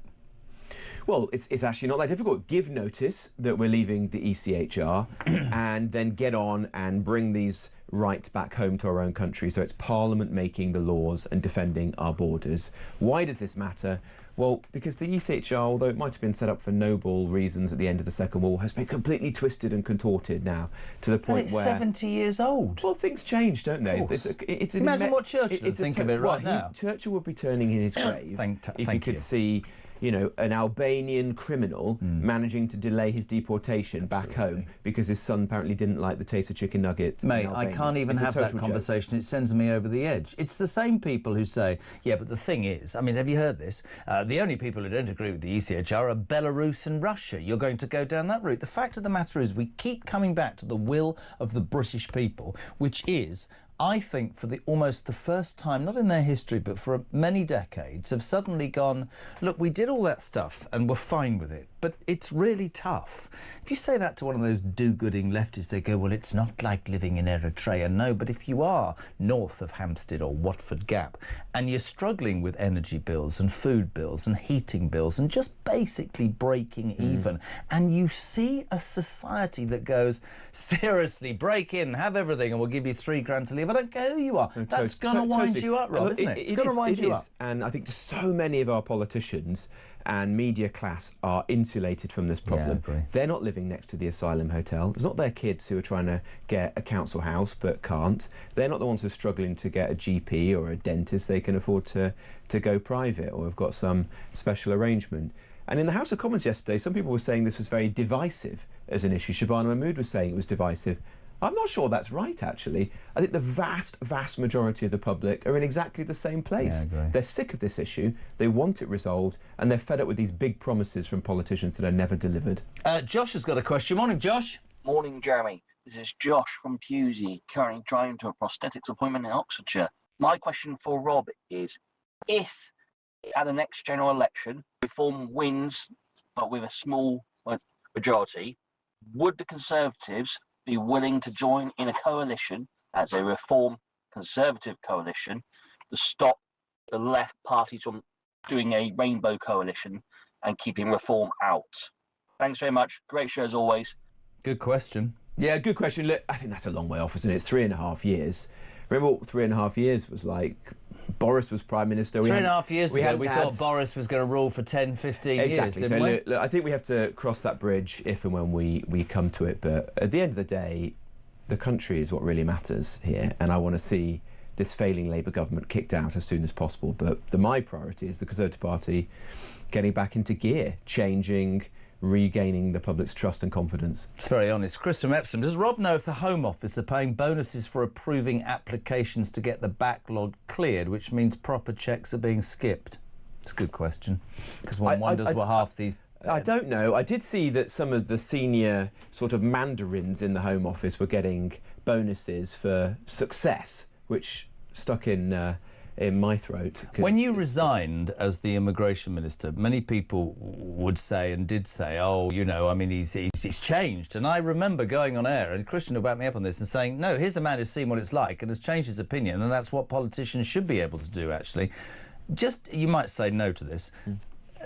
Is the idea about the blob and all of these self-important civil servants who seem to make decisions and seem to go against the will of the democratically elected people, that it's easier to move concrete? Is that true? Yeah, I think there's some truth in that. Look, there are some individuals in the civil service who are politicised, who have an objection to these policies, don't want to see them through. There's also just a lot of incompetence and lack of accountability. And the civil service has prized diversity over merit. No one gets sacked for doing a bad job. And that's not good enough. That's got to change. It's ludicrous. But you also, as a minister, have to take some responsibility. And when you know what the solution is to a problem, you've got to have the courage to actually go and do it. And that's what annoys me about what we saw yesterday, because I think Shabana Mahmood is a smart woman. I do think she cares. She understands that the ECHR is a problem. She's one of the very few Labour politicians to say that.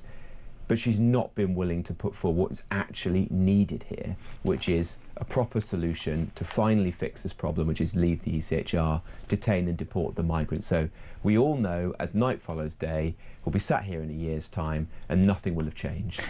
Pete says, has Rob seen the front of the mirror, and does he think this is likely? Front of the mirror. Keir Starmer, nowhere to be seen yesterday with Shabana Mahmood, bunkered down in 10 Downing Street, has come out this morning and said, I'll lead Labour at the next election. He says, I've been getting on ahead of next week's budget with helping people get on in life. If he says breakfast clubs one more time, including the creation of breakfast clubs. Is this, no, honestly, great idea, but we want an adult one here. From a politician's point of view, right, we've heard, you know, takeover talk, we've heard all of this. You're in Westminster. He's a dead man walking, isn't he? And only if you believe that. I honestly don't know. I think the challenge for Labour is they've got a deeply unpopular Prime Minister who doesn't have a plan, he doesn't have any authority, he's a hostage really to his cabinet and his members of Parliament. For the budget coming up, he can't cut public spending because his backbenchers don't want it. He can't increase the big taxes because they don't want it. It's just difficult to know where he even goes. But then who are you suggesting replaces him? Well, we were having Angela Rayner, who was sacked in disgrace. Had an exclusive yesterday. Did you hear about that? Can't afford to pay back the 40 grand. Hasn't got it. Right. Hasn't got the stamp duty money. Well, and if she doesn't, everybody else is going to have to pay their taxes. Absolutely. When they go up and you could see when you saw her sat next to Lucy Powell, she started to plot. But perhaps the most frightening thing for the United Kingdom, and you'll agree, I don't care if I get told off for this. I'm 60 years of age. The thought that that complete imbecile, Ed Miliband, 73% of Labour members would vote for that idiot to be their leader and my Prime Minister. Ed Miliband? Yeah. That's frightening, Robert. That is frightening. The sad thing is it just doesn't have to be like this. No. The country's in a mess. There's very serious issues right now, and we can be better, can't we? Yeah. You know, we can get economic growth going, we can get waiting lists down. There is a solution to the small boats, but the country's just crying out for some leadership at the moment, someone to actually grip this thing. And instead, you've got a Prime Minister who seems to be weak and paranoid. Too scared. The Labour Party's civil war is broken out. I don't think it's in his DNA, Robert. I don't think he's got a political... I think he's fundamentally unsuited to be Prime Minister. At any time, frankly, but particularly at a time when there are really big challenges facing the country. A voice note. Sarah, good morning for Rob. The trouble is the British people have been pushed so far that, and I speak for myself, I'm now at the point where I don't care. I am sick of paying for these people who are just sponging. We're done. And I think the politicians need to wake up. We are done. I've had enough. I don't care anymore. I am actually turning into somebody that just doesn't care. Until you start putting us first, I don't care about these people. Please, wise up, sort our problems out here, please. It's interesting. Well, Just the I think Sarah speaks for millions of people in the country. Yeah. The patience of the British public has snapped, and they want a government, as she says, that just puts the interests of the British people first.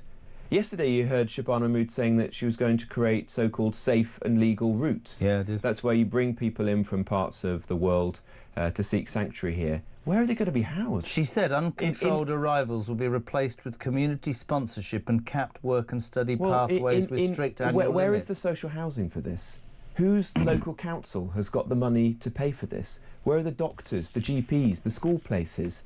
It doesn't exist. Why would you be privileging people from other parts of the world over our own citizens? Do you acknowledge the Boris wave? Do you acknowledge that, yes, we all talk about Tony Blair, but do you acknowledge that the problem actually was exacerbated under Boris Johnson? Yes, totally. Look, I've been very clear that the immigration system that was put in place at that time has been a complete disaster. It's led to hundreds of thousands of people coming into the country who are low-wage, low-skilled people that cost a huge amount of money, put a massive pressure on public services, and have made the country feel less united than it was. It didn't begin then. I think Tony Blair is the founding father of mass migration, but it definitely got worse. And it's got to end now. And I have to say, and I'm not just saying because we've had our moments, but that is why this man, and this is why people on this station will listen to you probably more than any Conservative politician at this precise moment in time, because you resigned in principle from a government that you said was not doing what the British people wanted. And that's why I think you resonate. This is hard for you, though. Hi, Jez. One for Rob. This is the worst bunch of politicians, both Labour and Tory, that I've seen in my entire lifetime, and I'm 76. Only reform will put the British people first. How does Rob, says Terry in Slough, feel about a message like mine? I understand it. Look, I feel the same anger and frustration that people do out there. People feel hard up at the moment. They think the state just doesn't work, from the potholes in the roads to the waiting lists on the NHS. They're sick of seeing out of control immigration, and no one seems to do anything about it. It feels like you vote in a general election, you get a different government, but nothing changes. That is why people are being driven to vote for reform, or even, God forbid, the Green Party, or these ones on the far left. Politics has got to be different. We've got to have people actually seized with the determination to turn the country around and to fix. Do you know why I think that's right? Do you remember when Starmer came to power and he talked, I never forget this, politics has got to be different. Noses out of the trough. It's politics for everybody. We've got to be mature, and we've got to be decent. Do you know what most people in this, because he turned out to be a liar, they want somebody with a pair, male or female, I'm convinced of this, to stand up and go, right, that's what I believe, right? And I'm gonna take you on a journey if you vote for me. I will tell you the good and I will tell you the bad, but I promise you I will do everything I say on this, irrespective of how difficult. And if at the end of the day I've failed, you can vote me out, but come with me on this journey. That's all a politician can do. I think we're fed up of people pretending to be squeaky clean and perfect and making promises they don't fulfil. I think that's it. I think people want doers. They can see that the country is in a mess at the moment, that we're in economic decline, and they want someone to try and turn it around. That is what we've got to be. We've got to be radical. The big divide in British politics, is on the left and the right, don't get me wrong, but it's also between people who are basically comfortable to sit back and watch the country slide, and people who say, no, I'm not going anywhere, I'm not leaving the country, I want to fix this thing and make it better for our kids and our grandkids. That is what my party, everyone has got to be in. There are those people in all parties, but those are the good guys in British politics. It's a one-word answer from Dave, and go to break, we're coming back. Does Rob genuinely believe that the Tories can win the next general election? Yes, but it's going to be a mountain to climb, don't get me wrong. All right, on the way to a break, Robert Jenrick is here. Ring Rob, 87222 is the text. Ring him 0344 499 1000. Listen to this. Karen, good morning. That £3,000 they're paying these people to go back home is my gas bill at the moment. I have to have my heating on because of my illnesses. But they're not going to pay that for me, but they'll pay it for them to get them out of my country. I'm Karen from Swaddling and I'm disgusted. I've worked since I was 16 years old and they won't help me, but they'll help them. What do I have to do? Go in a dinghy, come across the sea and see if they'll help me that way?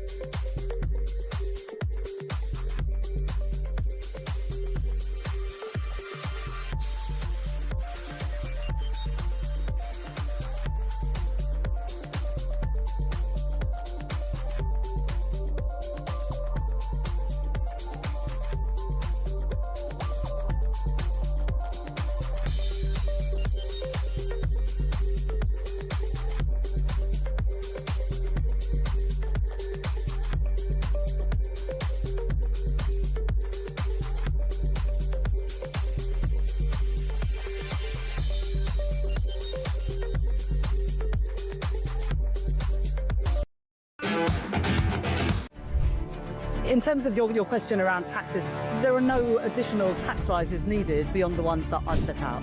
Don't need to increase taxes. I'm not coming back with more borrowing or more taxes. I will not increase your national insurance.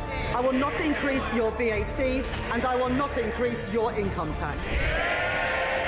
We don't need to come back for more. We've done that now. We've wiped the slate clean. The economic circumstances have declined, deteriorated since a year ago. We are having to look at taxes and spending.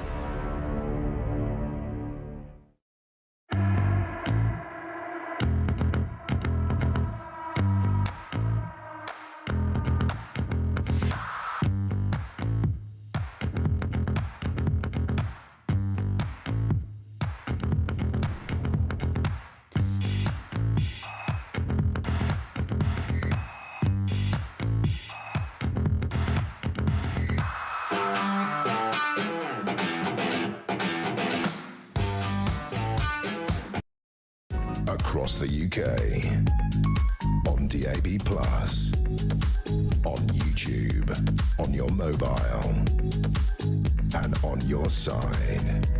This is Talk. Welcome back. Ring Rob is on for Tuesday morning on Talk. It's the home of common sense. Robert Jenrick, Shadow Justice Secretary, just being brilliant, being very honest and very open. We'll get a little bit light-hearted in a minute. Can you ask Rob how many veterans have been put in 4-star hotels since we were talking about this in the breaks. Disgusting, the veteran thing, isn't it? It is, it is. Look, how have you got illegal migrants in 4-star hotels and then you've got thousands of veterans sleeping rough on the streets this winter? It does my head in. It's incomprehensible. And I'll tell you one other thing. Today, the Labour government is bringing forward a bill which is going to remove the immunity for prosecution for those men who fought in Northern Ireland during the period I'm going to get angry. So blokes in their 70s and 80s are going to spend the last days of their lives dragged through the courts, going bankrupt with legal fees. Thank you very much indeed for doing everything you were told to do in that country all those years ago. We're going to make the last few months of your life a living hell if you're not living on the streets anyway. And there are veterans who are going to be in Parliament Square today fighting that. We should all be standing by them and having their backs. Couldn't agree more. Paul in Dorset, there are over 600 quangos in the UK. I don't know what a quango is. They cost more than 300 billion. One of them wants roads narrowed. Will the Conservatives want some money to spend on public services? Will you look at the waste, if you get into power, spent on bloody quangos? Quite right, yes? Yeah, absolutely. I mean, some of these are completely useless, like the Environment Agency. Have you seen what's happening in Oxfordshire, where there's this massive mountain of rubbish that's been piled up?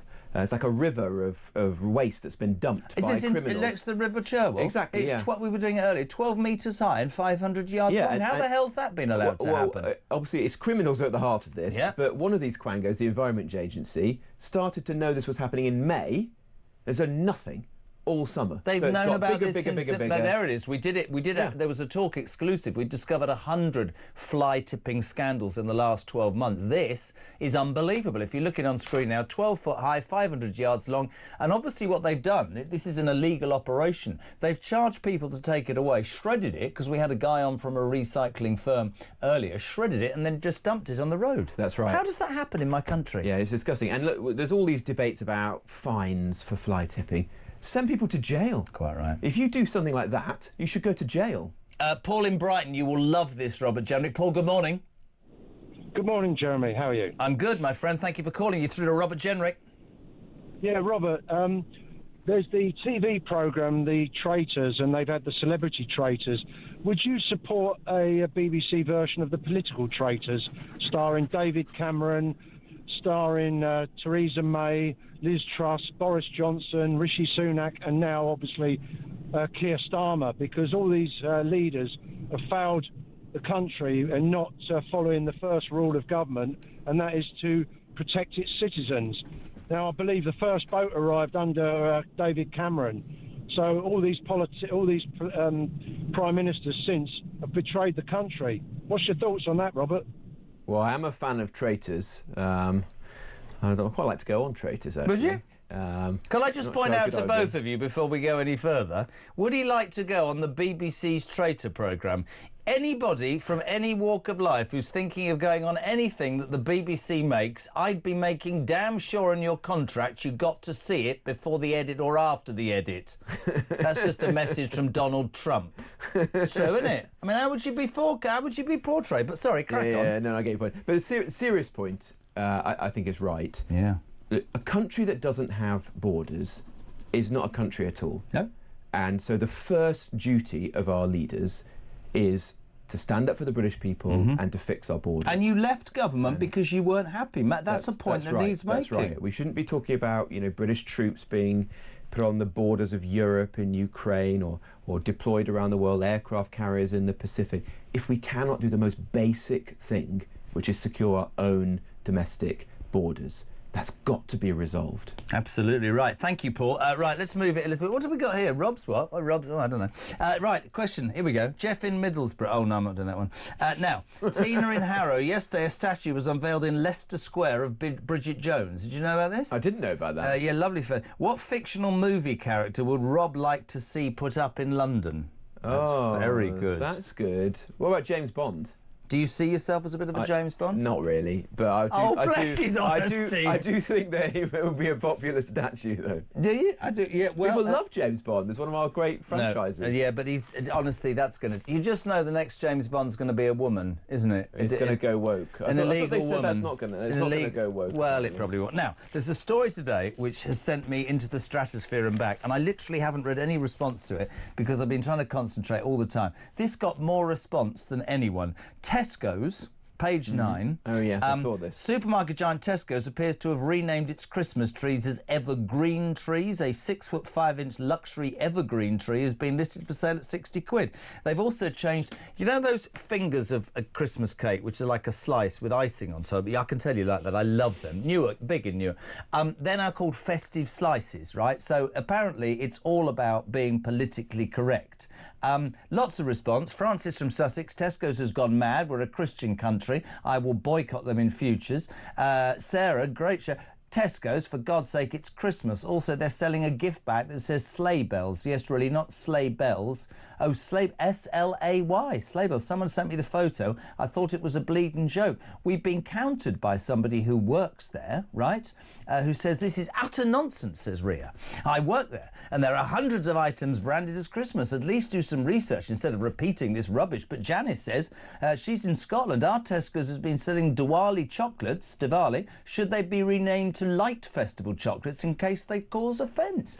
Even Tesco's has gone mad. Rob, talk to me. Well, it's completely ridiculous, isn't it? Look, we're a Christian country. This is a Christian festival. Just stick to our traditions. Christmas trees, Father Christmas, you name it. You know, you'd like this. In the House of Commons the other day, the gingerbread man that was being sold for Christmas has been renamed the gingerbread person. Are you joking? No. I told this story yesterday. People thought they were making this up. I'm sat down with Iris, who's 19 months old. Bar Black Sheep is now called Bar Rainbow Sheep. And you think I'm joking. It's literally true. I'm watching this getting more and more mad by the minute. Now, before he disappears, actually very quickly, could you please ask Mr Jenrick, says Dave, why MPs don't reply to emails stating local concerns? Do their staff filter out what they don't want them to see? I thanked my MP for turning up on Remembrance Day. Not even the courtesy of a reply to that. Well, that's poor. I mean, MPs should be replying to all their emails. Get a lot of emails, but that's no excuse. You should be replying to them. I certainly try to. He does. But not only does he reply to emails and come here once a month to do Ring Rob. Ladies and gentlemen, he's got a new career, haven't you? You turned into the... What was that? Was it Roger Cook in the 80s or 90s? That bloke that used to run around... I'm too young to remember that. Of course you are. Uncovering people doing wrong things. Robert Jenrick has been uncovering more tool theft. You might have heard about this, and this is a genuinely true point. Workers, tradespeople are leaving their vans outside. They're being ransacked. Their tools are being nicked. They can't get the insurance, and they're turning up at car boot sales. You got offered to be clumped the other week, and this is another video. Robert Jenrick, again, he's turning into Superman. Have a watch. Why are you packing up so quickly? We saw you the other day. We asked you some questions about where you were getting all the tools from. You couldn't answer them. Now you're making a quick exit, are you? Are you going to keep on selling tools like this? Are you going to keep on coming here? I am, yeah. I'm gonna keep doing this until guys like you stop doing this. Do you not think it looks a bit suspicious to them? As soon as you saw us walking around, you started taking your tools away. I'm looking forward to seeing you anyways. No, I bet you're not. Well, the guys whose tools get nicked aren't looking forward to it either. Every one of these tools could be stolen from. You've got a complete van full of them here. It is actually, fair play to you, something so important to highlight. It's happening everywhere, and not a sign of a police, but I mean, literally nothing. Yeah, look, this is absolutely disgusting. You've got tradesmen's vans being broken into on an epic scale, and their tools being sold in plain sight on car boot sales. And the sellers, the blokes doing this, think that they are invincible. That they can get away with it. Above the law. They're above the law. They can do this with impunity. No one is ever going to challenge them. And when you do challenge them, they don't like it. But the good news is, when I went to the car boot sale this last Sunday and challenged them, they packed up their tools, got in the van, and they drove off straight away. So you can stop them. You can shame them into stopping doing this. And I want police forces now across the country to be out there raiding car boot sales, challenging them, checking whether these this is interesting. Stolen. This is we can stop this, and we can have the backs of tradespeople, because these are some of the most hard-working people in our country. This is really good to hear, because Jack says, just quickly, how would Rob deal with the epidemic of theft and antisocial behaviour that we witness regularly? Because it started with Theresa May, whether we like this or not. She cut the numbers of policemen and women on the streets, lack of intel, lack of local knowledge, lack of We need to be stronger. The police should be... We should be scared of the police or respectful of the police. I totally agree. Look, I want more policemen on the streets. Yeah. And I want them to get their priorities straight. No policing tweets and all this nonsense. Actually tackle the crimes that affect all of us in our daily lives. Mobile phone theft, shoplifting, burglary, tradesmen having their vans broken into and their tools nicked. I believe in the broken windows theory, where if you tackle these small things, you prevent it escalating. Completely agree. And you defend the basic values and standards in society. A lot of that, you look at that fly tipping, you look at knife crime, you look at petty crime, shoplifting, people going to supermarkets, they're not even stopped. You're right, the respect has gone. Final thing for you, my friend. Caroline on voice note, go. Good morning, Jeremy. Good morning, Robert. My question is, why isn't none of you telling the truth? There are no gangs. There never were gangs. There are journalists, different journalists, who are hanging out in the Calais dunes. They are seeing buses driven by the French, full up with illegal immigrants who get off the bus, who take their shoes and socks off, throw their passports and stuff away. There's a dinghy waiting or to be blown up, and the French walk them to the sea. Why is no one talking about that? Robert? Caroline's right. Last summer I went to the camps. I walked through Lune Plage, the Calais jungle, and I saw it for myself. These aren't gangs in the way that Keir Starmer presents them. It's not Al-Qaeda we're dealing with here. You're talking about jumped up gangsters. Yep. And you can watch this happening in plain sight, where migrants are being shepherded onto public buses, holding life jackets. They're walking through towns like Dunkirk. Everyone watching them, police officers even watching them. They're hanging out in the dunes until the right moment to get in the boat. It's completely... And we're giving the French 500 million quid. It's completely maddening what's happening. But look, the good news is, it's not that difficult to resolve this. We know the answer to this problem. It's not waste money on the French. It's not all this myriad of stuff around the edges that Shabana Mahmood is proposing. It's simply say that if you come here on a small boat, you will never be able to claim asylum. You will be detained immediately, and then you will be deported back home to your own country, even if it's a tough part of the world. The Germans are sending people back to Afghanistan right now. If you can't do that, send them to a third country, but get them out of our country immediately. Such a pleasure to have you on. Is it every 2 weeks or every 4 weeks? Well, it's every month, but sounds like... Listen, I mean you're it. willing to have me more often. I've said it before. Listen, every 2 weeks we do before. I've said it before, and I mean this. You're one of the few politicians who actually comes and answers all the questions. Put yourself out there, and total respect to you. Really appreciate it. Thanks very much. He is going to demand that you come up with a better name, though, Christian. He says it's crap. 20 minutes to 10. That was Ring Rob. Robert Jenrick, thank you very much indeed. This is Talk Breakfast.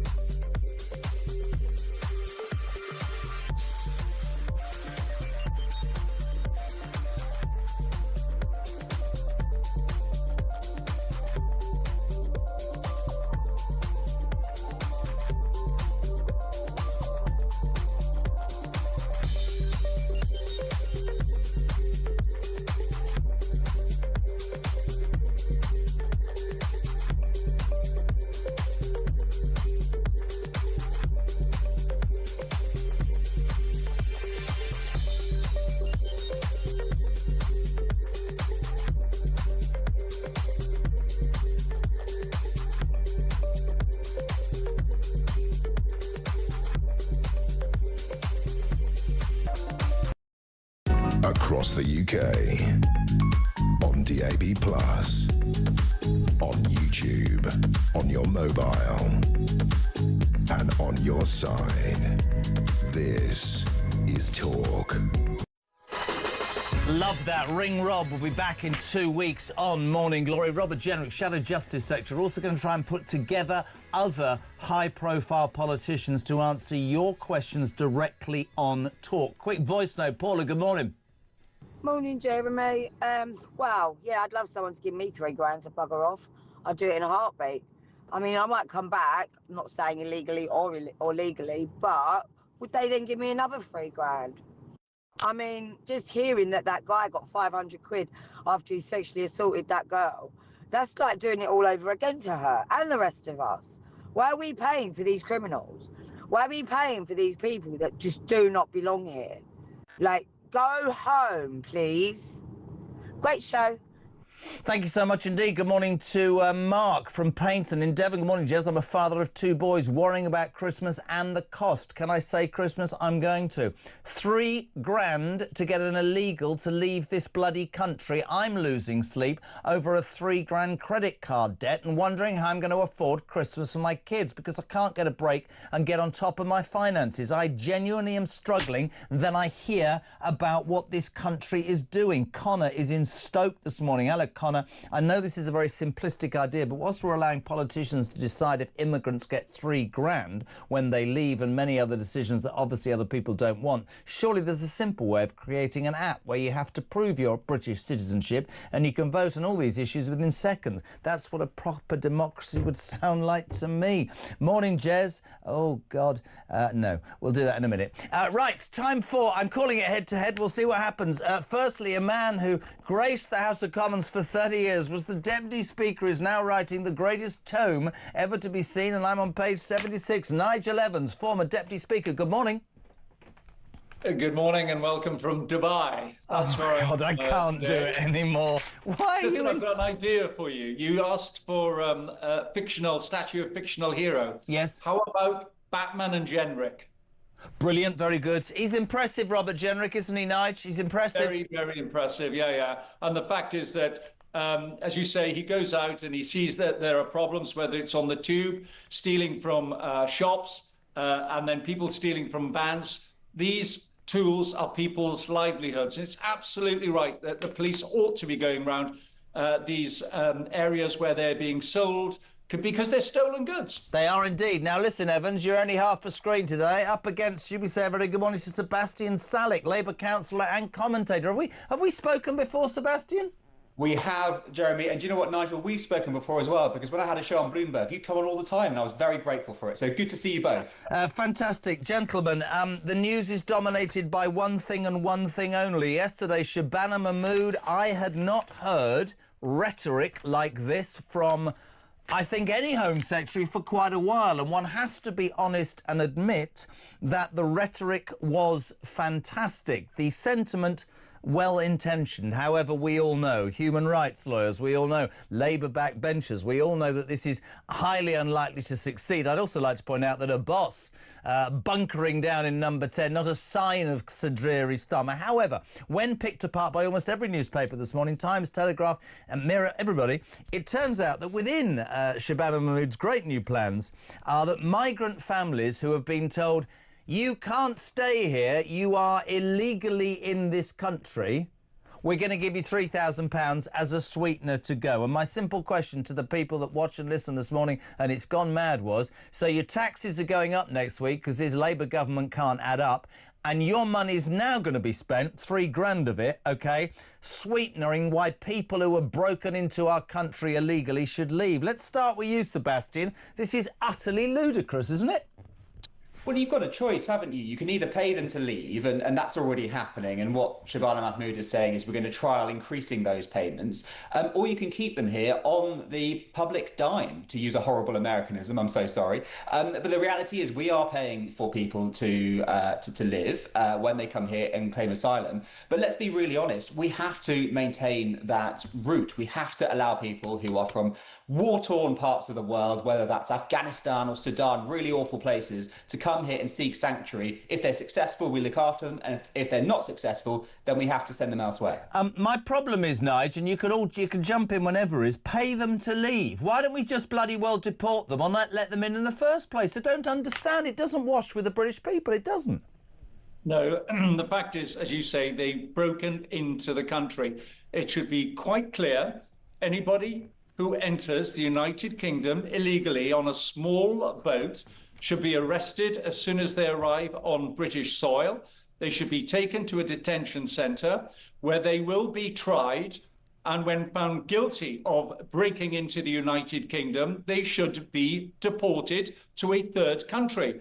We shouldn't be rewarding them for breaking into the United Kingdom. They should be expelled, and also the further penalty is they should be banned from ever entering the United Kingdom in, let's say, legally in the future. I mean, the thing is, Sebastian, of what Nigel is saying, and I agree with it, but it's simply this. There isn't a country in the goddamn world that I could go to and say, I'm sorry, I know I'm not allowed to be here, but I've come anyway, and I'm not leaving, and I know you're going to give me a hotel, a mobile phone. I'm going to tell you I'm from a war-torn country and I've got no papers. And actually, it isn't war-torn. I've left my wife and kids there. I've actually come from France. It's just I didn't like the tents. I've come here because you lot are as soft as whatever. And then when you deport me, you're going to give me £3,000. I ask you this, Sebastian, and I'm being completely honest. Is there any other country in the goddamn world that wouldn't laugh in your face if you said that?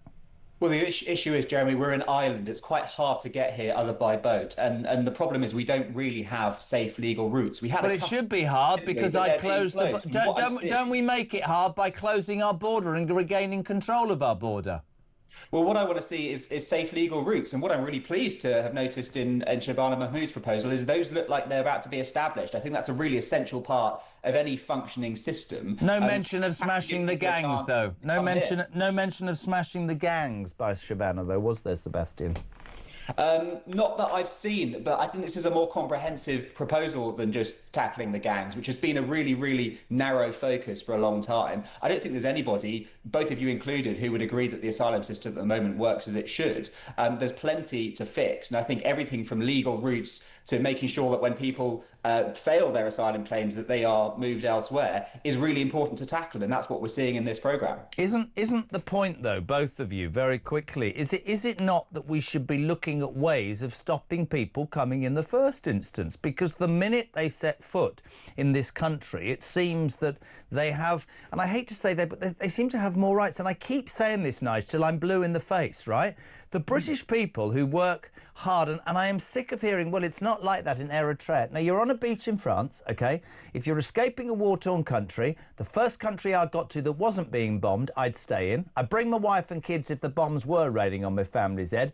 And when I come here, not because I speak English, I come here because I get more. I understand that sentiment. Do we not need to make it so that it isn't so easy to come here and get all the stuff we're giving away in the first place? I don't understand. Yeah, that's why they should be deported immediately, giving people money as an incentive to leave. And they said, if you then refuse that, then we will deport you. Well, let's miss out the middle bit and just deport them. I mean, part of the problem for Sebastian is got a growing number of members of parliament in the Labour Party who thought that Shabana Mahmood's speech yesterday was appalling. Yeah. And yet the vast majority, I think all of the Tory MPs are on side, all of the Reform MPs are on side, but there are a growing number on Sebastian's side who are really thinking, oh my goodness me, this is awful. Is that right, Sebastian? And it works in Denmark. Would that be right, Sebastian? Were you appalled? Do you think there's a lot of, I mean, on the front we've got, here we are, you know, he's in trouble. When he endorses people, Starmer, on a Tuesday, bear in mind Mandelson and Rayner, they're usually gone by Friday. Yesterday, he's endorsed his bloody self. I mean, I think he'll be gone by Friday. But, I mean, he wasn't even there, Sebastian. He wasn't even in the Commons. What does that tell us? I wouldn't read too much into that. The point is this. I'm really, really proud to be British. And a part of that is that when people from awful parts of the world seek our help, we at least give them a chance. And I'm pleased to see a system being made more fair for everybody than it is at the moment. It's just not working, and I'd like to see us continue to... It's not fair for the British people, though, Sebastian. It's not fair for the British people. they're facing a budget on November the 26th. It is fair, though. We're giving some of these people a right to work, to contribute, to pay back. It's a much better system than them now, and they live in limbo. They're living in hotels. Don't let them in the first place. Why are they being allowed in the first place? They need to be processed. Our help. And as a proud country on the international stage, we must offer them the chance to seek asylum. Right, let me ask you this, because this, and I wish we had more time. This is from Margaret. You answer this, Sebastian, on the basis that you think we should be a country that should be rolling out the red carpet despite the fact we're skinned. Jez, tell Sebastian I'm sitting here in my living room with a heated blanket. My house is so cold that I can't afford to have the heating on. There isn't a racist bone in my body, but how the hell are failed asylum seekers not cold, not hungry, and have never paid tax, and they're being treated better than me, says Margaret. You answer that, Sebastian, not me. And that's why it's so important that if you come here, you make your application and you're unsuccessful, we find a way to move you on. But if you are successful, you are welcomed as part of this country. That is the system that has to work fairly. Right now, it's not. And I think under the Home Secretary's proposals, we're going to start getting there. Last word from you, Nigel. And that is why the Labour Party is so behind in the polls. Look at the Caerphilly by-election, Sebastian. 11% for Labour in a seat which you have traditionally won for over a century. The British people are voting with their hands. They're saying no I'm to... sorry to say it, we Labour. inherited your mess and we are still cleaning it up. You can't over a year gone like that in a year. It was Right, it took you a while to warm up. Stop. You'll be back next week. Brilliant. Evans and Salek, they're live on Talk Breakfast. Hello, Kelvin. Good morning, Jeremy. If Robert Jenrick can't answer that question, it tells you all you need to know, because he's putting his party first yet again. That's what they do, the party's first. If they got any brains, they'd get together with Reform to stop this left-wing lot getting in and the Green Party. If the country needs it, they should just go and, get on side with Reform.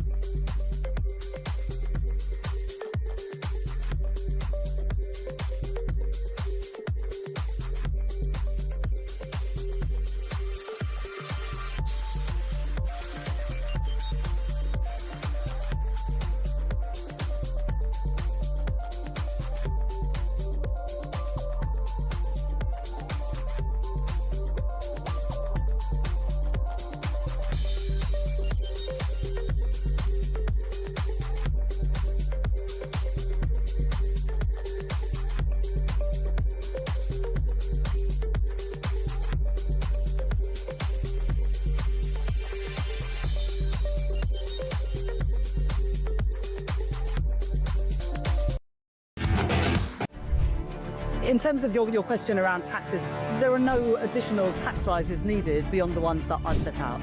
Don't need to increase taxes. I'm not coming back with more borrowing or more taxes. I will not increase your national insurance. I will not increase your VAT, and I will not increase your income tax. We don't need to come back for more. We've done that now. We've wiped the slate clean. The economic circumstances have declined, deteriorated since a year ago. We are having to look at taxes and spending.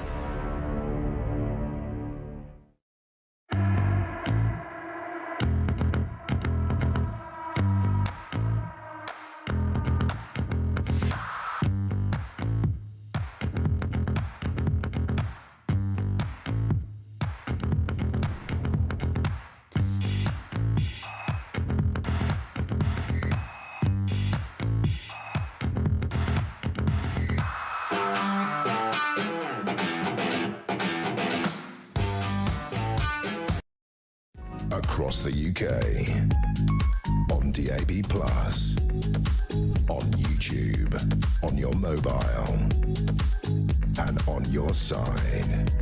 This is Talk. Welcome back. 3 minutes to 10. The Queen of Westminster, Julia Hartley-Brewer, here from 10 o'clock. She's amazing. Also, Ian Collins, the Housewife's Choice. Well, Mrs. Kyle's Choice is here from 1 o'clock. Mark, good morning. Hello, Jeremy. Love that, Sarah. It's not a nice feeling to have, but I feel the same. I don't care no more, mate. I don't care. There's too many people that are defending all this, and I know it sounds stupid. I haven't had anyone clean my street for a month now. The leaves have all dropped. There's bin bags everywhere. just simple little things. But yet there's been people in 4 or 5-star hotels, mate, and I'm paying for them. I'm paying for them.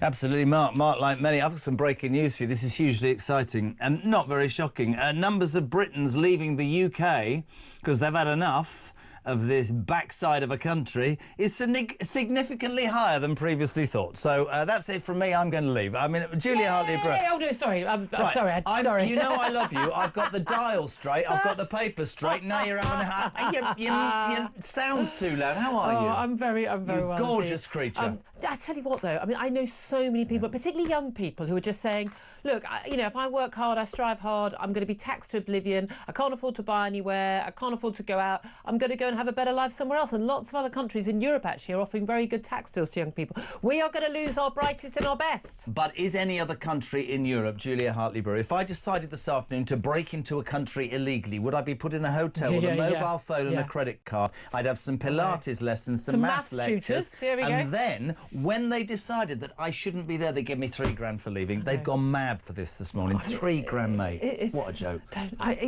We are such a joke of a country. But you say we're a backside of a country.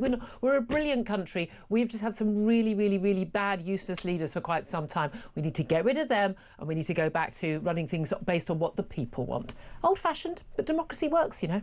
I don't understand, on a serious note, how more politicians don't seem to listen to the will of the British people. Well, you particularly obvious.